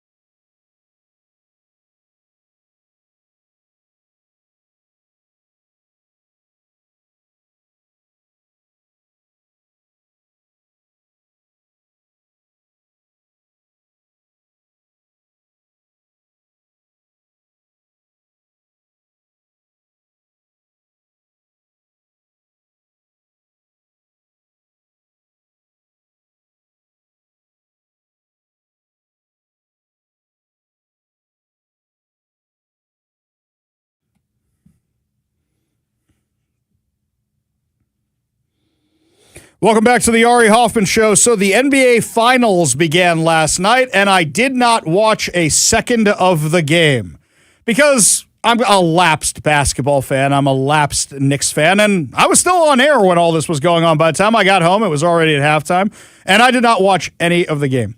But after the game was over, I saw something on social media that was going around. Now, just to set the table for you, NBA is capitalism. That's what it is. People pay money to watch other people play basketball. People get paid money to play basketball, so people will pay money to watch you play basketball and buy hot dogs and merchandise and everything else that goes with it. This is capitalism at its finest. This is the ad that Zoran Mamdani ran during it. New York, we know anything's possible with a great team. I'm Brad Lander, and I'll block billionaires from buying our elections.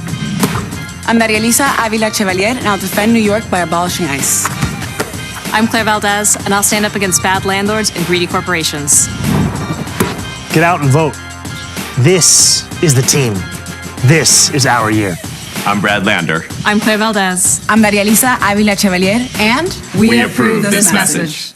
So Zoran Mamdani, we recently found out, is spending $5 million of city money on things like that. I don't know how much that ad costed because that ad was specifically for the New York area, specifically for New York City, because you can tailor ads that appropriately, that accordingly. So it probably costs less, but he used taxpayer money for that, or did he use campaign money for that? Either way, you're trashing the billionaires whose basketball game you are cheering for the team of? I'm confused. The day before, Zoran Mamdani had signed an executive order claiming none of the kids had to do bedtime that night because they could watch the Knicks game. You're bashing the very capitalist system that you're advertising on, that you're cheering for, that you're hoping to ride their coattails so you can have a parade in New York, like the Washington politicians got to have. This did remind me of something funny, by the way. You know, the last time the Knicks were in the finals and ahead in the finals, you know what was going on that day? Something pretty historic, by the way. You got to get through a little bit of this clip here so you can feel what it felt like to be watching this game when it was interrupted. This is the NBA on NBC. The 1994 NBA Finals. Tonight, Game 5. 6:39 remaining in this first half. Knicks by 2.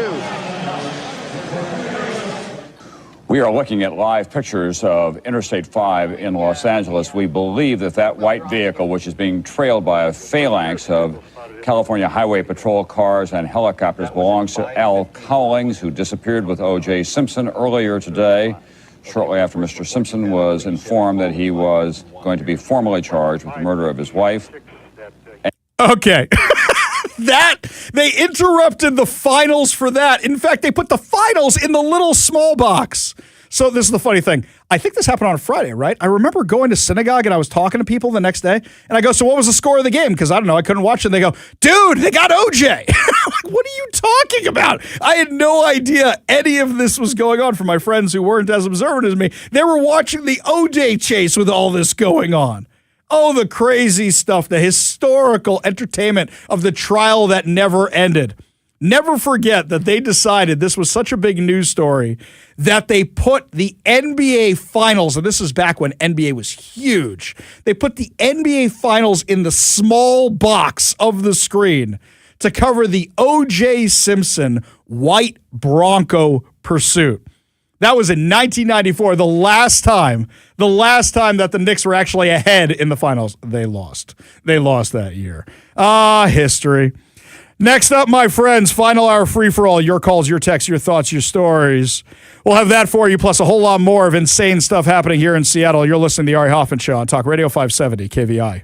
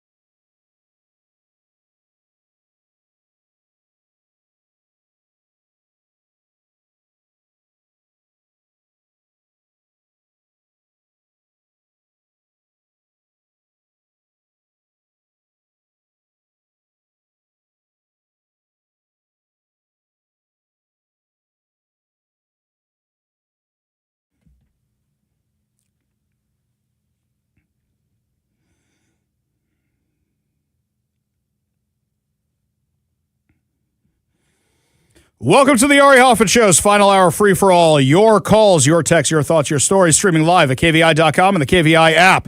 If you want to be part of the most dangerous show on the airwaves, call or text the KVI studio line at 206-421-5757. That's 206-421-5757. Coming up this hour is Katie Wilson finally going to cave and turn on those cameras for the World Cup. But before we get to any of that, last night, Katie Wilson, the socialist mayor of Seattle, did a sit-down town hall style with Hannah Kim from Fox 13. And there was this great moment where Katie Wilson was asked by the anchor about whether or not she was still boycotting Starbucks. Give a listen. You made national news recently for comments made. I was going to say, don't ask me businesses. about the millionaire tax, Hannah. Well, made about businesses and the rich. Let's start with Starbucks. Do you still support a boycott of Starbucks? I had the pleasure of visiting the Pike Place Market Starbucks a little while ago, and I ordered I think it was a blueberry muffin latte. That was like a staff creation. So that's I guess I broke my boycott. Okay. But I don't know. What do you want me to say about that? Okay, stop right there. Stop right there. So you should just say, I guess I'm supporting Starbucks. I don't want to see them leave town. I misspoke. I shouldn't have done that. That would have been a normal answer. That's what a normal person says. We value our businesses. We value our business partners, especially since Starbucks is is spending money and sponsoring some of this failed housing stuff we're doing, right? What do you want me to say? What do you want me to say? Say about that. So you support them? I absolutely support unions, and I support that workers. question from the crowd. Yes. So wait a second. That's not supporting Starbucks. That's supporting unions. Let's play this clip one more time, shall we? you made national news recently for comments made. I was going to say, don't ask me businesses. about the millionaire tax. Hannah. Okay, hang on a second here. She didn't pass the millionaire tax, but she supports it, and she wants to do her own version of it here in Seattle, on top of the one that Washington State already did. Which, by the way, just a reminder, our friend Mother Teresa, the signature gatherer, is out there in Gig Harbor at the farmer's market right now. If you want to bring her your sheets, or if you want to sign the initiatives to repeal the income tax, she is out there today. Otherwise, go to letsgowashington.com to get the sheets sent to you. So she's saying, don't ask me about the millionaire's tax. Okay, what about the tax you want to do? What about the sales tax increase you want to do? What about that? Made about businesses and the rich. Let's start with Starbucks. Do you still support a boycott of Starbucks? I had the pleasure of visiting the Pike Place Market Starbucks a little while ago, and I ordered I think it was a blueberry muffin latte. That was like a... Okay. Does anybody who live in Seattle actually go to that Starbucks? For those of you who don't live here, let me tell you about the Pike Place Market Starbucks. There used to be many Starbucks locations down there, and they were very well performing. But they all closed because of crime and because of unions. And you name it, they closed for so many other reasons, but they closed for a lot of reasons. The one that is left is the tourist location. Those of you who don't live in Seattle, you ever have to stand in a rope line to get Starbucks before? No. At most, there's a little bit of a line, 5 or 6 people? You wait in your little line, they call your name. They probably got your order wrong. They probably got your name wrong unless they recognize you, and you get your coffee and you leave. This is the tourist Starbucks because they claim this is the first Starbucks, even though it's not. They claim this is the first Starbucks. It's got the original logo with the naked mermaid outside the Starbucks, and if you come to town, you're getting a picture with that naked mermaid. Her hair didn't used to cover her upper section. So that is there, and you get a mug from the original Starbucks, and you take a picture with your friends, and you go, look at me, and they have ropes for high traffic times because so many people want the exact same coffee you could get at another Starbucks a block. Oh, can't get it a block away anymore because that Starbucks ain't there anymore. Yeah, they even redid the inside, so it just kind of looks like any other Starbucks when you go in there too, right? Like the floor's old and things like that, you go like, oh, this clearly has been here a long time, but they've redone this thing. Right. It's very underwhelming. You go there and you go, this is it. It looks like any other Starbucks with an old floor. And even the merch isn't great. Some of the merch you have to buy online now. So the whole reason for going there is just get that picture and get out the door, and that's about it. Very underwhelming. But this is the shtick. Why do you think Katie Wilson was there? Kevin, I haven't seen it myself, but I assume she was down there for the photo op, right? Probably, She was probably down there for the waterfront opening, and they said, oh, Mrs. Mayor, Your Honor, whatever it is, whatever they call her. Katie, let's take a picture of you at the Starbucks. Okay, but I don't want to. It's going to tick off all the people that support me. Yeah, but we could send it to the business people. So that way they'll know you're not boycotting. We'll send it to Starbucks and maybe they won't move anymore, but we won't actually put it on your social media. If the mayor's having an issue with Starbucks, where's the picture? The only reason you go to that specific Starbucks and not the one in the basement of Seattle City Hall next door, right there, that's right there, is for the photo op. Where's the picture? Well, the end of her question here answers. Staff creation. So that's I guess I broke my boycott. Okay. But I don't know. What do you want me to say about that? So you support them? I absolutely support unions, and I support that workers. question from the crowd. Yes. So I support unions. That's why she didn't post the picture. If she posted the picture, her union buddies would get really mad at her. Right there, she's trying to split the baby. She's trying to say, I support Starbucks. I ordered a blueberry staff creation, not something off their corporate menu. First of all, I'm questioning if this even happened. There's no video evidence. There's no picture of it. So did it even happen? But she is claiming. She is claiming it happened, so let's take her at her word for a second. And she's stumbling and bumbling. And how does she answer this whole thing? You have one of the largest employers in town moving out, and the last thing that you did before they made that announcement was announce you were going to boycott them. The day you got elected, you went down there. You went down to the picket line of the employees calling for a boycott on their own company because they weren't happy with getting their college tuition paid, their medical bills being paid, and a higher than your insane minimum wage. They weren't happy with that. And now the company is leaving town. That's Katie Wilson. Also her saying, what do you want me to say? Give us an answer. Look, Zoran Mamdani may be evil and he may be terrible and he may be horrible. But I believe that Zoran Mamdani is running New York City. I think he's running it terribly. I think he's doing a bad job, but he is in charge of New York City. Do you really think that woman you just heard, who's empty behind the eyes, who's empty behind the five head, do you think that woman is actually running Seattle? And if not, who? Give me a call or a text at 206-421-5757. That's 206-421-5757. Jay says over on the text line, Katie Wilson sounds like somebody who isn't ready to run a large city and is in way over her head. Yep, completely agree. That wasn't all she said. This was another clip that Fox 13 posted. Give a listen.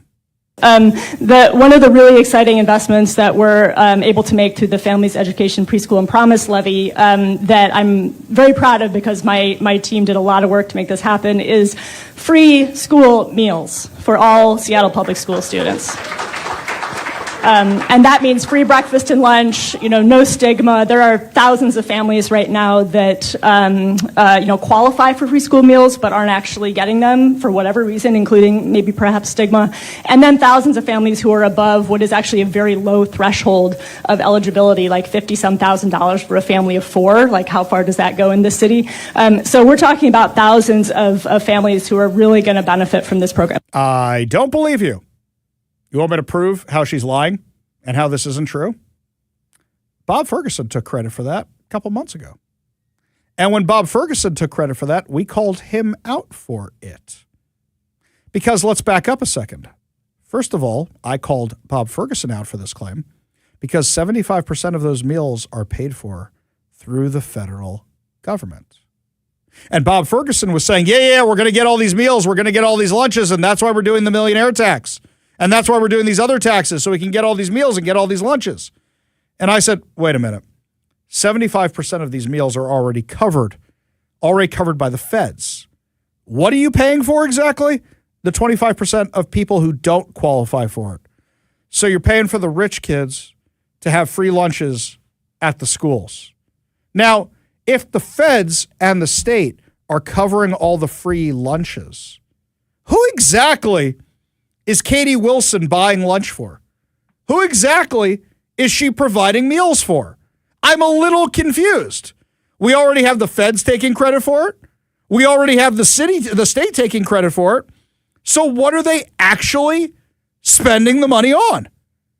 This is what they say they're going to spend the money on, but they just want your money. It doesn't have to be true. Now they can claim if you are against this levy, which I am for many reasons, that you're against kids getting free lunches. The lunches are already paid for. Twice, by the way. Twice. The lunches are already paid for. So if the lunches are already paid for, what is she spending our money on? What is this tax actually going towards? I'm a little confused.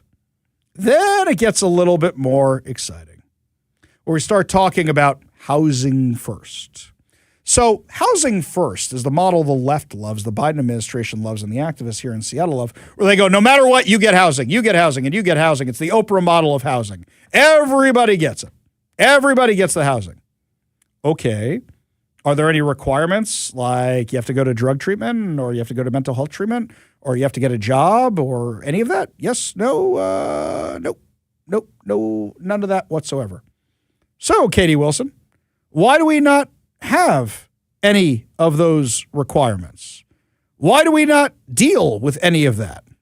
Drugs are very entangled with the homelessness crisis, but the real driver is housing costs. Let me ask you this, though, because he does bring up a point worth debating at this point in the game, because we're hearing from people in the front lines about this issue. It says, is Seattle too lenient on giving people who are addicted to drugs housing first with no requirement of drug treatment and rehabilitation? Why is that not something that is combined together? Now, hang on a second there. That is the very, very lefty group that goes to city club events, to Seattle club events. They're applauding for that. So I'll say that, people come into homelessness from all kinds of different directions. And people who are struggling with substance use disorder, drug addiction, right? Everyone has their individual situation, and what works for one person doesn't always work for another. And that is part of why it's really important that we have a variety of shelter options and that we have a variety of, service models. And again, what works for one person doesn't always work for another. Sure, you've said that to me before in the past, and I totally agree with you because everyone's different. But I think from just like the reaction that you're getting from this room, we've been at this for more than a decade where it's been a homelessness crisis. And you can see it on the streets. Many of them are addicted to drugs, and it's really sad to see them like that. What needs to happen for you to say, I need to take a stronger stance to get these people into treatment? So what I was getting at is that if you create a model, a high barrier model, where you say, in order to access shelter or housing, you need to be clean, right? Some people, for whatever their individual reasons, will get there, right? But what you're doing is you're creating a very narrow funnel, and then what happens to the other people is that they just stay outside. So drugs are very intense. Wait a second. Wait. Hang on. So you want a low barrier model, not a high barrier model. So everything you said before that is BS. You don't actually want the treatment, because unless you make them go the treatment in exchange for their housing, they're not going to go. Low barrier means you don't have to go to rehab. We're not going to check for criminal warrants. You can bring your drugs inside. You can do it. You can have a chop shop inside the tiny home village. No problem. You can bring pets. You can bring kids. You can do all that kind of stuff. No problem whatsoever. No problem at all. You can bring all that in here with you. So that's what low barriers. She's claiming, well, just to expect somebody to go to rehab or go to treatment or go to jail, that's too high of a barrier. And that's why this continues time and time and time again, because they keep doing the same stupid thing over and over and over again. This has been going on since at least 2019, if not long before that. How do I know? CBS came out here to Seattle to do a special on the homeless in Seattle. Came out to talk about who are the people who are the victims of the homeless. And CBS's 60 Minutes tried to paint it as if it's a housing affordability issue. Give a listen to this little segment. Tell me if it's housing affordability. In the shadow of Interstate 5 in Seattle, on a vacant strip of public land, this is Tent City 3. There are about 50 people living here without heat or running water. That's Ethan Wood. He's celebrating his 3rd birthday. He's lived in a tent for the past year and a half. His parents, Tricia and Josiah, told us Ethan has an enlarged heart and suffers from bouts of asthma and croup so severe they've had to take him to the emergency room several times. Last winter, one of Seattle's coldest in recent memory, Ethan was sleeping in a tent covered with blankets, sandwiched between his parents for warmth. Did you ever think, well, this is not the place we should have our child? We don't want our son here. We don't want to be here. But as of right now, this is the safest place for us. Absolutely. Because we know the people, we know the rules, and our family gets to stay together. And our family stays together. Drug addiction is what led the Woods to become homeless. For Josiah, it was meth. For Tricia, heroin. They were living in Alaska at the time. Josiah's parents took care of Ethan while they both got treatment. Tricia came to Seattle for rehab and afterwards decided it was a good city for a fresh start. They say they haven't used drugs in nearly 2 years, but it's been hard to find housing. In May 2018, they tried to get a spot in one of Seattle's family shelters, but there was no room. They didn't want to split up into separate shelters, one for men and another for women with children, so they found their way to Tent City 3 and decided to stay.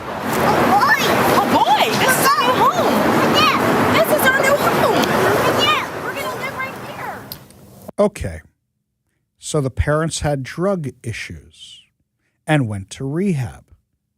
And at the time, their son was staying with their parents in Alaska. You listed all that kid's pre-existing conditions. All these things that are really bad staying outside when you have all those breathing issues. Go back to the parents in Alaska where you have a roof over your head, but you like Seattle. So you're going to stay here. It is a drug crisis. Even when they tried to make it about, oh, this nice family wanted a fresh start and they just don't have jobs and look at the adorable little kid. Drugs. It was drugs right there.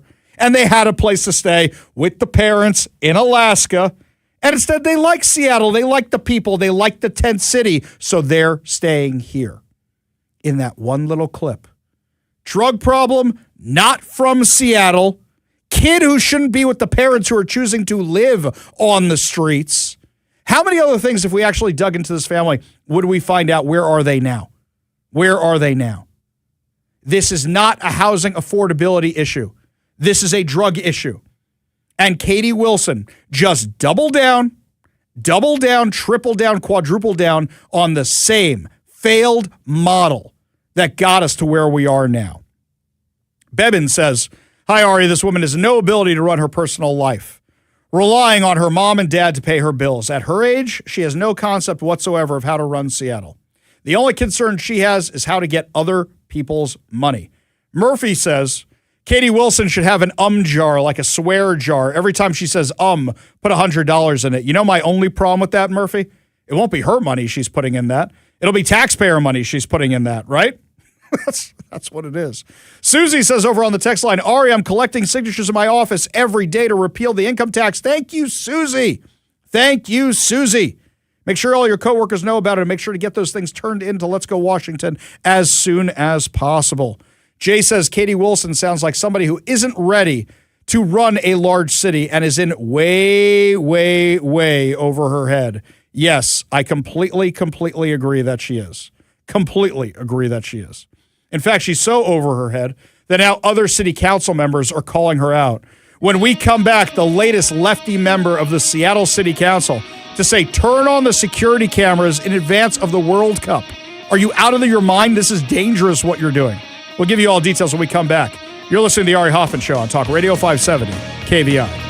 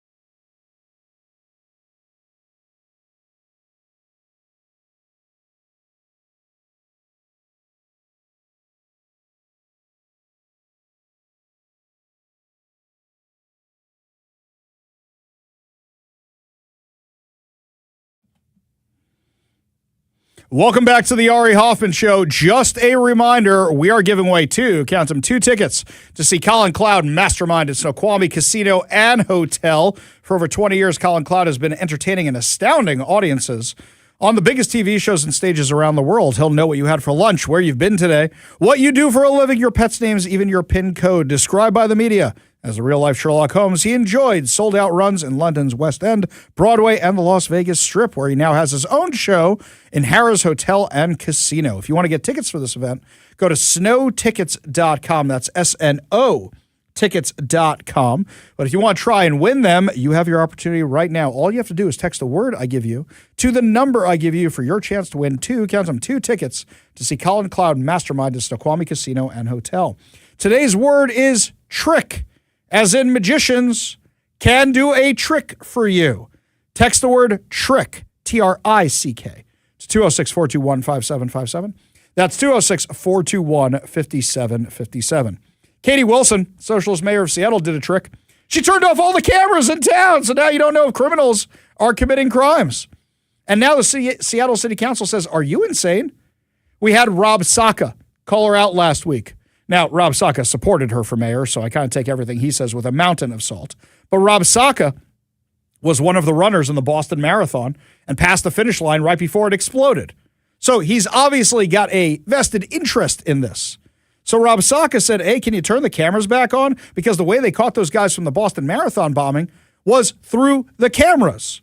This is very common sense, by the way. That's why we need these things. If you're advertising to the world, hey, criminals, our cameras aren't on, you can come here, do whatever you want, and get away with it, then why wouldn't they? Well, now, Seattle City Council member Bob Kettle is demanding that Wilson activate the city's surveillance cameras ahead of the World Cup. In a letter sent to Wilson this week, Kettle said the mayor's decision to pause the city's closed-circuit television expansion program is not authorized under ordinances previously approved by the city council that funded and established the Public Safety Initiative. Quote, on Monday, I sent a letter to Mayor Wilson alerting her that her decision to pause the city's CCTV crime prevention program is not contemplated by the ordinances passed by the city council that authorize and appropriate funds for this public safety initiative. Stop, time out. Let's think about Congress for a second. You remember when Doge and President Trump were saying, we're pausing funding on this, we're pausing funding on this, we're pausing funding on this? And at the time I said, that's all well and good, but unless Congress actually passes laws taking back that money, canceling those payments, they're just paused. They will continue. Congress ended up passing about $9 billion worth of rescissions, but they could have done so much more. So that money starts flowing again. Because when Congress passes a spending package, that is now the law of the United States. It works the same way with the city council. When they vote to spend money on something, that thing is supposed to exist. That is the law. You can't just arbitrarily turn these things off.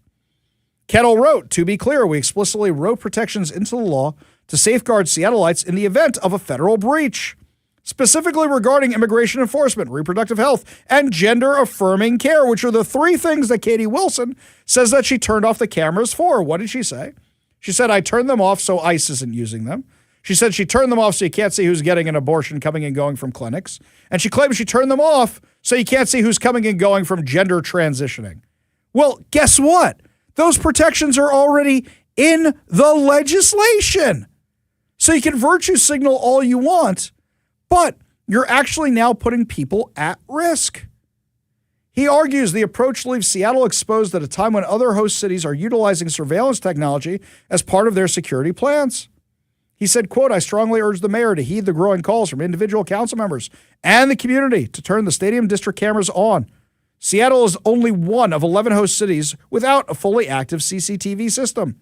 Leaving this vulnerability unaddressed is an unwarranted and reckless risk to public safety.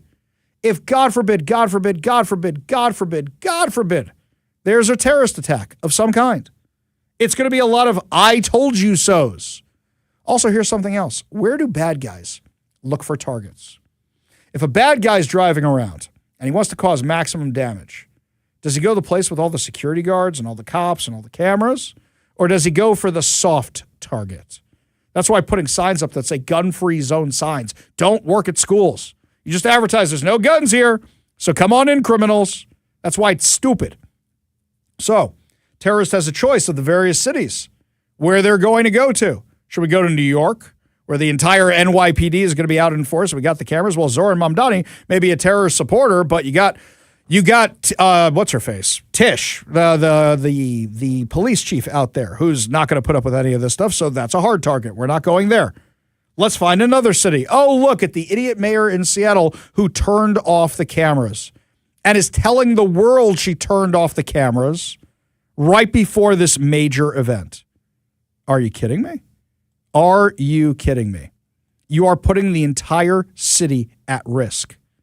Seattle's real-time crime center cameras, these things were used to catch the people who assaulted 77-year-old Richard Vera in downtown Seattle.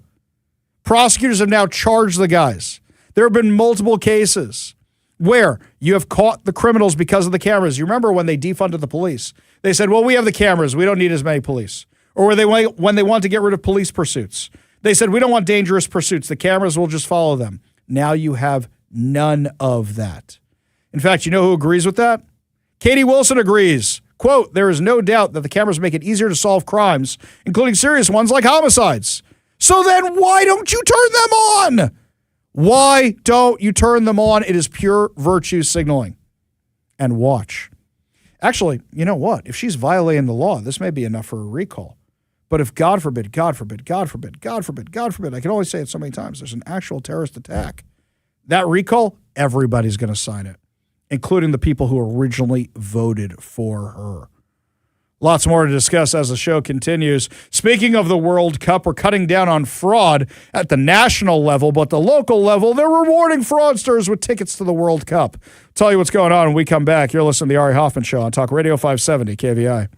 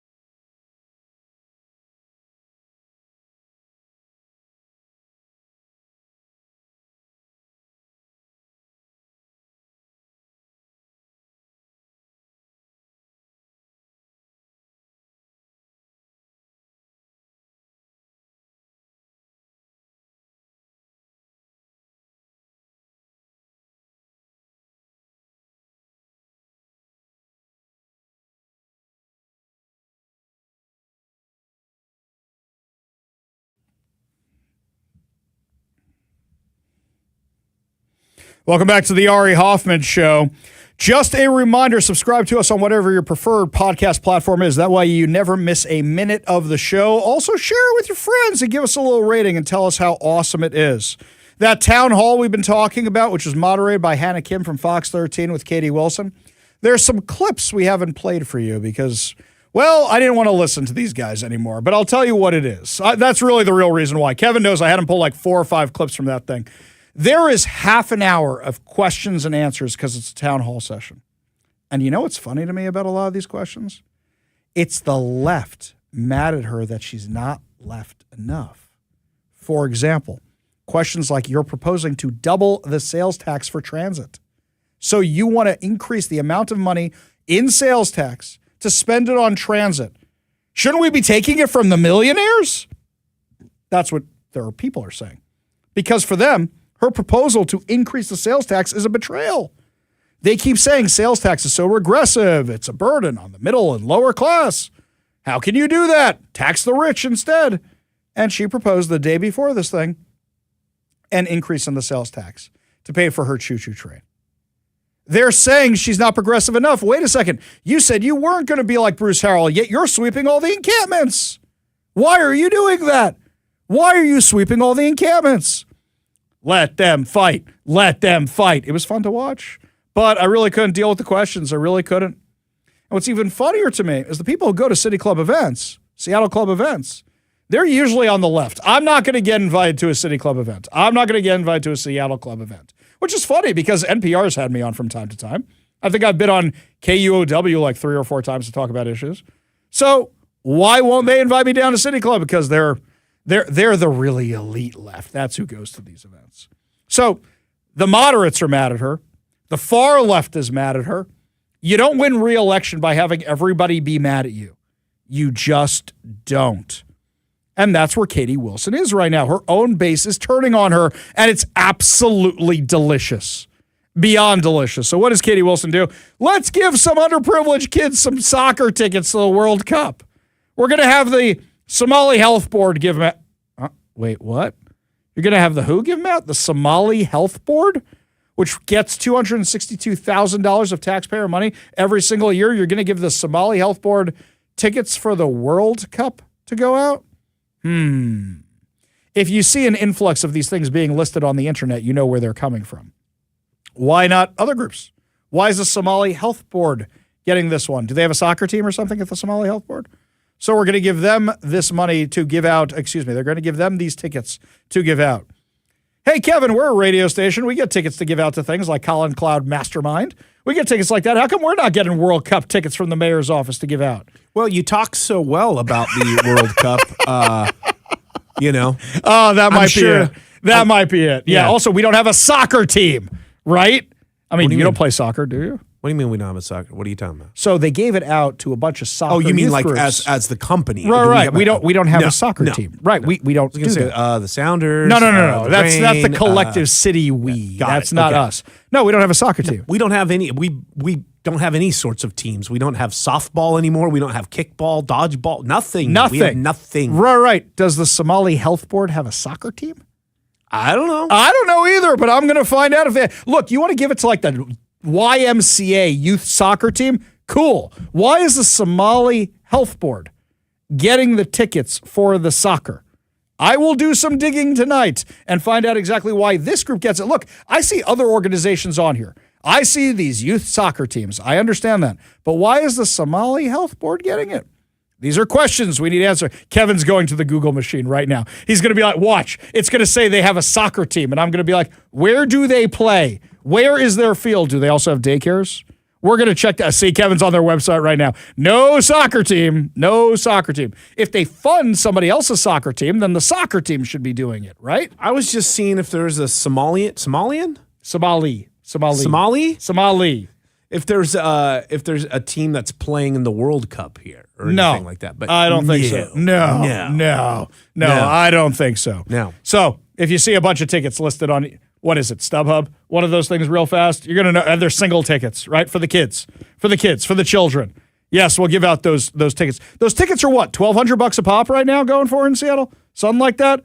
I've seen some cheaper ones, but I assume the seats ain't that great. It depends on what game you're going to. Like if you're trying to go to USA versus Australia, then yes, that's going to be quite a penny. What if you're trying to go to Iran versus Egypt on Pride Day? I checked last time. That was around want to say it was around 600 or so. 600. So even for the game nobody wants to go to, it's $600 a ticket for that. That is absolutely crazy. Why are we funding this? Why are we funding this? Why does this group get it? We've had a lot of allegations of problems in that community. Why are they getting the money? Meanwhile, the Trump administration is cutting down on fraud across the country. Here was their announcement today. Trump administration is going to take seriously the obligation that you have an effective Medicaid fraud control unit in your state. Everyone is on notice, and today Hawaii is being decertified for its abject failure to enforce state and federal law to prohibit fraud in Hawaii. And the reason this is important is because one of the requirements for getting Medicaid money for your state is to have an effective Medicaid fraud control unit. And if you don't have one, it can jeopardize the state's access to Medicaid money generally. As soon as the show is off air today, you know what I'm going to be doing? I'm going to be reaching out to this fraud unit, and I'm going to be sending them all the documents I got from the Department of Corrections of them spending Medicaid money here in Washington State on trans surgeries for convicted felons. You want to say, okay, maybe we should subsidize people for whatever reason. Can anybody give me a rationale for why the convicted felons get the trans surgeries? And then we have to continue paying for them for their treatment for the rest of time because these are lifelong things you have to do. It's not just one and done. It's not just a snip the tip like a circumcision or something. It's snipping the whole thing and then turning it inside out. It's pretty graphic. And you have to maintain that for the rest of your life. And now Washington State is on the hook for it. We've already spent $5 million on it. Some people are even telling me we spent $8 million on it. We've requested the records to see exactly how much we have spent on this. And we're going to find out how much we're spending on this. But that is your taxpayer money. And remember that every time they raise your taxes. Only good news to wrap up the show. Your good news headlines put a smile on your face heading into your evening commute, plus maybe a chance to win some fantabulous prizes. You're listening to the Ari Hoffman Show on Talk Radio 570 KVI.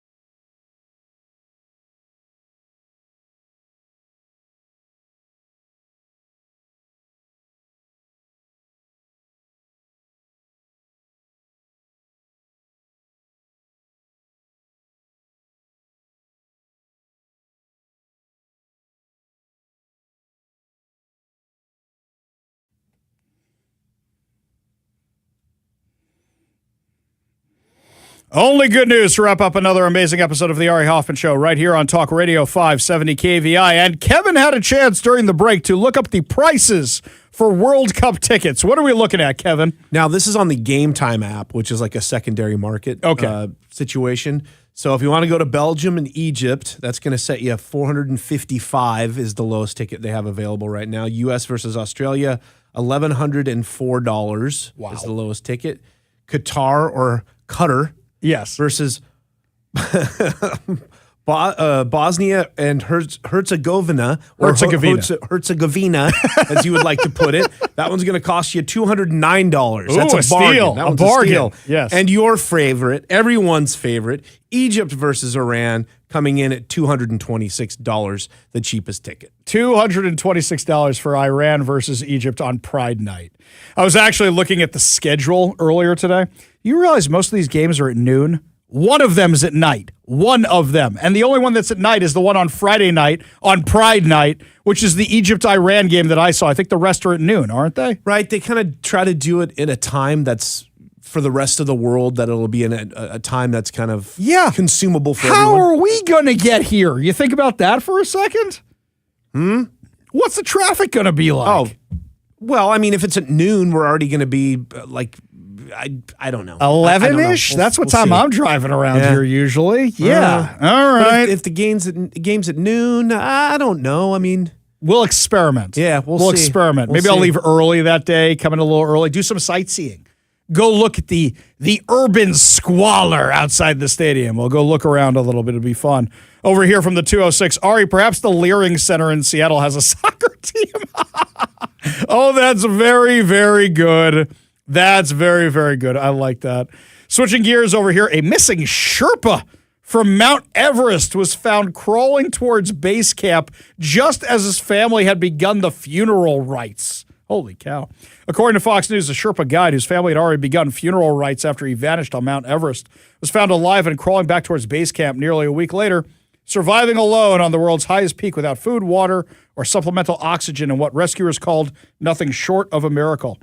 Dawa Sherpa, 52, disappeared on May 29th while descending Everest after turning back short of the summit with a Polish climber he was guiding. Client made it safely to the base camp, but Dawa had not, triggering fears he had died on the mountain.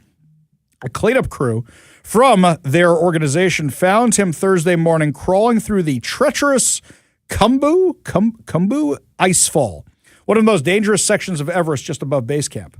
The Sherpa told the Associated Press, or the company told Associated Press. Rescuers carried him safely, gave him food and water, flew him by helicopter to a hospital in Kathmandu, where his wife and daughter were waiting. Can you imagine that? They're doing the funeral, and all of a sudden the guy's alive?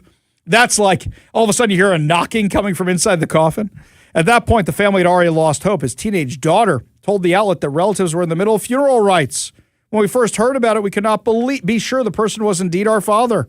So we asked for photos to be sent, and only then were we sure and happy. His wife added that the family learned he was alive through local news reports and phone calls from friends. He was still wearing his climbing jacket when rescuers found him. His family said he had been treated for frostbite and other complications, but is conscious and able to speak. The daughter said he recognized me, and he is in good spirits. We are happy. The Nepal Mount Everest Hiking Company called his survival extraordinary. They say he survived alone for nearly a week without food, water, or supplemental oxygen, navigating the treacherous Khumbu icefall even after fixed ladders were removed for the season. They said it is nothing short of a miracle. It was unclear how he became separated from his client during the descent, or why there was a delay in launching a search team when he went missing last week. Helicopters were eventually dispatched but failed to locate him. His rescue came at the end of a record-breaking Everest climbing season. More than 1,000 climbers and guides reached the summit this year after Nepal issued a record 494 permits. Officials said 5 climbers and guides died on Everest during the season. They do not specify if that's a high season or a low season for deaths up on the mountain. Crazy stuff. Meanwhile, according to Fox News, best-selling author Jack Carr, who served the nation for nearly 20 years as a Navy SEAL sniper and military leader, learned of an unusual story during his most recent book tour. He was speaking in Franklin, Tennessee in mid-May to a crowd of people on his new novel, The Fourth Option, when a high school teacher approached him afterward to say that more than half the students in the teacher's class will remain seated during the Pledge of Allegiance every single morning. Dismayed by that, the substitute teacher of the school said they went over to the students and asked why they weren't standing for the pledge, and many struggled to explain their actions. Said very few would speak up. Quite a few said their parents had served in the military and had other family members who served, but they just felt like the way they were at this time, the way the country was at this time, they didn't like the politics and policies. So McGinnis said he decided to start a conversation with the students. As part of those talks, he introduced them books by Carr, a former Navy SEAL whose popular thrillers include deeply embedded themes of service, sacrifice, and patriotism woven through the narrative storylines. McGinnis said he was drawn to Carr's work for those reasons. Quote, "It seems like the message was one of patriotism and sacrifices that people not only in the military, but average citizens were making for the common good." He made Carr's books available to students, encouraged them to give the stories a try. As students became more familiar with his work, he began noticing changes in their behavior and classroom discussions. Plus, a lot more were standing for the Pledge of Allegiance. McGinnis said he shared the story with Carr after waiting in line to meet him during a book tour. And this one really made an impact, which is really, really incredible. So I've never read the Jack Carr books, but I hear good things about him. In fact, I think I've got a few of them sitting on a shelf. So I think this might be time for me to actually crack them open and read them. I finished all the Clive Cussler books I'm up to at this point. So time for something new to read. So that works out fine for me.